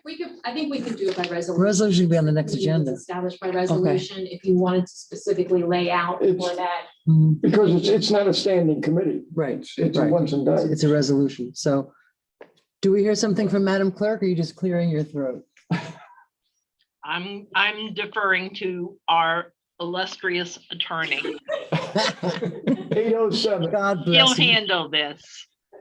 But Um, we'll do whatever it takes, whatever you need to be done. And as long as Christie says it's fine, we'll make sure it happens. If it's created by resolution, we can change it by resolution. It actually could get on the next agenda time-wise. Are we okay with the next agenda, Madam Clerk? Nope. Um, It's on your desk. We It's a- can get on the next agenda. That's going to be a under new business, so there'll be some discussion. And we're going right into a work session after that. So just be mindful of that, but yes, we can do it. Okay, Yeah, I don't think it'll be a major thing to draft. Obviously, it's just a right. amendment to that existing resolution, which isn't, a huge resolution to just allow for a specific appointment process. And as I understand it, the consensus is there'll be applications submitted, a deadline established based on that. Once the application comes in, are y'all going to want to do a work session to interview all the applicants, or will you want to just have it at a commission meeting where you? On the new business. We're going into budget, so we have to have an application deadline by June 30th or whatever. So we're not dragging this out through the summer No, yeah, Application deadline for what? for the charter The review. appointments? Yes. Oh, it should happen before then. right. I'm saying Yeah. that's what, it's got to be part of this, it's got to be a whole rollout. Because doesn't have to go in the ordinance of when, No, it's a resolution. I mean, the resolution, I mean, But we really should lay out the process. what I'm saying. The resolution, right. Resolution. This is separate and apart from what the. Right, or- so, You want a so the Saturday, right? resolution would be that, the charter review committee will be, appointed as a commission, cooperative commission effort. Applications have to be to the board, to be, let's have our meeting no later than, what today's May something, May, so like beginning of June, second meeting in June, first meeting in June, to have the appointments made and just hustle and get people, to apply, And but we are gonna have a day for interviewing? to organize it, to interview them. Yeah. And there are a couple applications in anyhow, Mhm. more than two. What? I didn't hear you. There are more than two applications in for charter review. Oh, okay, then let's take a look and see what we got. So maybe we can have the, Disappointed, no. if we have the interviews this month, then. Are we talking about a Saturday, Yeah, what Saturday are you the available? 29th? 29th? I'm available the 29th. That's Memorial Day weekend. Oh, crud. The 15th, are you That was available? very You're every other graciously weekend, right? stated. It's every other weekend, Right. so if not the 29th, it's not till June 12th. Well, it wouldn't take that long. It would be a couple hours. It wouldn't be like the whole day. wouldn't take that long. Well, a few hours. That's what I said, we said about tonight's meeting. No, seriously. It's a limited group of people for one, It's 5 appointments, come on. Oh, yeah, it's Right. only one board. yeah. But I mean, Memorial Day weekend, they might be out of town already. They might already have plans. I just don't think that's a fair thing to do. Probably not So optimal. is June 12th too late? Perhaps what we can do might be the best way to do it is, if there's consensus, I'll prepare a resolution for May 18th. Mhm. And then between now and then, Come up with a date. figure out the time frame for when that process will occur, because I can work with the clerk, and we can also look at, since your budget sessions will be starting, Mhm. if there's one that they may be anticipating will be a shorter session, we kick back on that. I love your optimism. No, it's good. That's good. Great. I love That's it. great. Well, we can maybe send out some dates of potential dates. Will you be my divorce attorney when this happens? I'm the divorce. She's the smart one. I'm the I'm just divorce saying, attorney. If I tell my wife I gotta start working on Saturday, she's gonna be like, are you crazy? Well, I mean, it's part of the deal. I mean, it's. Right, so No, perhaps it's not we can really. do that, and We're since gonna we'll just- now have on our agendas, upcoming meeting dates, we Yeah. can have a discussion. Because now we get, remember, we're also asking staff to come in on a Saturday to do this, you guys. It's not just us. So I'm not just over here, and our staff is working their tails off since the pandemic. And we're not going to do this on Saturday a lot. We're doing this for a couple hours on one. I hope it doesn't snowball into this because now we're recreating the reel, reinventing all the rules, and now we're bringing in Saturdays. And I mean, as much as, yes, we're all new and we're on like our 52nd day, I'm not trying to rebuild Rome in the first 90 days of. And we're playing catch up for 6 months. Understand. So I'm not trying to rebuild Rome in the first 90 days, figure out a budget and then ask staff, oh, by the Why are we way, having this conversation. I'm sorry. And I mean, if we're trying to do this here, I mean, we're trying to accomplish this one task. I understand, but I'm just saying to ask because I just think asking staff to come in on a Saturday and sit here for 5 hours or whatever it takes for us to interview. Then give 5 us, board and members. think of another day. I mean, a lot of people work and they can't come in on a weekday Let's do 5 either. o'clock meeting and. Yeah. on a regular- I mean, I would rather do that than ask That's staff fine. and it's not. I don't care. I was just It doesn't- joking. Let's do a 5 o'clock. Well, meeting, I on a have no regular problem with meeting that. night. Can we do that? Yeah. Please. I just don't want to have staff here on a Saturday. Yeah. Especially when we already have them working on the June 5th for the Pride Market. I mean, we already have things lined up for them to be doing on Saturdays. I don't care. 5? I love a Saturday. Rare is the Saturday with no plan, with no, and now I'm working on Saturdays as well, but that's okay. 5 o'clock on a date soon. I'm told we have a pile of applications. So today's, can't be the 18th because we've got that executive. Are we doing it now or we're just the clerk is doing I that? think we're just looking right now just to Oh. see, so we can give the clerk, don't make her start from scratch. The clerk went home. She's out. She has She's her gone. schedules, right? I She mean, put her name up and she's like, she's out, y'all. Cigarette down there. if it's a 5 o'clock Just before, out of here. if it's at 5 o'clock before a regular meeting, then I'm That's- available. Right, So Let's do it. But then we any have- okay. open 5 o'clock we have. right. The 18th is not open because we have the FEMA executive thing.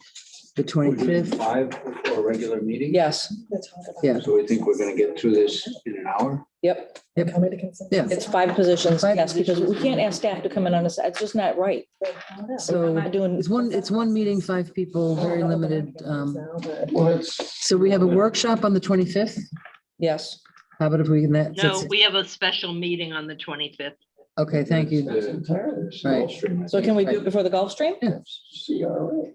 But then we have to have applications in when? For that. Thanks, Christie. Midnight at the 24th, everyone, if you're listening. I guess it would have to be, I mean, midnight of the 24th for applications. That's only giving people 2 weeks to, They've known about it. That's fine. Yeah, and if, I mean, I'm told there's a pile of applications. I didn't say. you did say, you said, I heard. I haven't, I Disagrees have Characterization. people that are interested. I haven't been able to narrow it down. Totally. So I can just say, hey, all of you apply. Apply. That's- Right. And I have- think the Friday at noon. And you have a whole group of people that So what's that, the have they all 21st? applied? No, Do you guys agree to that? What? Noon on Friday, the 21st, applications have to be in? Oh, okay, yes. I thought a meeting. I was like, oh. No, no, no. Didn't let me finish, like, no. If Sarah's speaking, it's a no. No, I'm just joking. That way gives staff just time to print, review, whatever. No, I'm just joking. I know. To print, review, get the applications to us. motion. Although we should be getting them emailed to us as they're coming in, don't you? Yeah, Yeah, I'm that not would too be- worried yeah. about. Deadline. So, No, but we have to put it in the, Right. so we're gonna do this on the 25th. Could we start at 4? You told me today was gonna be an exception.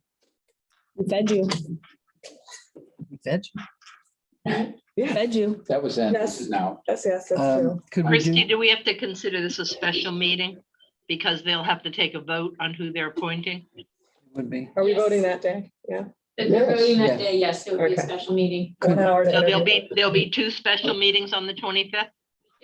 Oh, it's 4. We're saying 4, so 2 hours. could we do 4? Should we do, Chris, Kim? 4 or 5 o'clock, what I'm time? asking is it? Kim, I What would day? suggest. the doing a little 25th, early, Like 4. Tuesday, the 25th. And we're gonna say 15 minutes a person. Right, that's a good idea. No, it's a good idea, absolutely. See how many people we have, they each get X, that division of time. Because we scheduled. Because it's a pile of we people. interviewed, It was. Yeah, I think Yeah. the presentations were much, Yeah. people talked for maybe Can you make it 5 early on minutes the at most. 20? Yeah, Okay, so it's And 4 then o'clock we- or 3, what time can you make it? on? 4. 4? So we'll have 2 hours. Yeah. Yeah, So 4 o'clock on the we're 20th. starting at 4. And are we If we wanna okay with doing it in the we'll do it other at room? 3:30. I'm not really comfortable. Yeah, okay. I mean, it's not a, 4 Now- o'clock. it feels different. Just But it's keep gotta in be out in the mind- open. Right, Just keep in mind, it's an open meeting, so by sunshine law, we have to allow whoever wants to be in there Yeah, to be sure. in there. So when you interview these folks, we can tell them, hey, you're welcome to stay. It's a sunshine law meeting. You can stay. Mhm. Or if you all want to agree as interviewees that you will leave once your interview's done, you guys can voluntarily agree to that. We can't ask them right. to not be. And we can say to them, listen, you're welcome to be here, but, for just courtesy, would you just get out for a Would minute? you, and usually the way we do that is we say, we would ask the interviewees to all agree together to voluntarily leave the meeting so that when someone else is being interviewed, they're not present. Right. That way we're safe with the sunshine Right. and we're not asking anyone to leave a public meeting. Mhm. That sounds good. I have, I mean, yes, I hear that My recollection is we definitely did not have everybody present when we were discussing it or when people were interviewing. Maybe we were in violation of the sunshine law, although I doubt it. When we Maybe. interviewed for city attorney, we were asked not to come in that meeting. It wasn't a, don't come in. And that's the way it was done for years. I think it became an issue when the attorney general got the question, hey, can you ask people to leave if you're interviewing? Their answer was no, because it's essentially a violation, so that practice kind of stopped. So technically, we probably were in violation. What do you want now? We didn't. It's an I mean, we interview knew about process. sunshine. It wouldn't be fair. Is this your way? On the record saying that you broke sunshine law, by the way. Did you have that? But just made it sunshine bright. Sunshine break. Okay, Okay, I think you have to read that into the record. what? That- Yes, we're that was passing that, around passing we're passing around the fortune cookie. Chris, Fortune. here. Oh, I don't want Read it anybody into to the think that record. we're passing weird Right, notes read it into the around. record. the only. Perfect. Go, you. Why do I have to read it? Because we're checking your glasses. Look what you started, Commissioner Robinson. The only thing we know for sure about future developments is that they will develop. There you go. Are we done? Said Are we, Commissioner Robinson. Do you have everything you need from us? okay, do you have a motion Go forth and. Do we do motions? Yeah. to adjourn? Yeah, I guess we will. Motion. Do we to- have a motion to adjourn? I'm asking the same Oh. question. I don't Almost. think we do a motion. Don't need a motion? Just adjourn with All right, good night. That's what I thought. Workshop. We have consensus to adjourn? Yes. I Is think one we got person gonna straight. sit here lonely in the darkened room? Do some appointments. Ugh. All right, I think we did good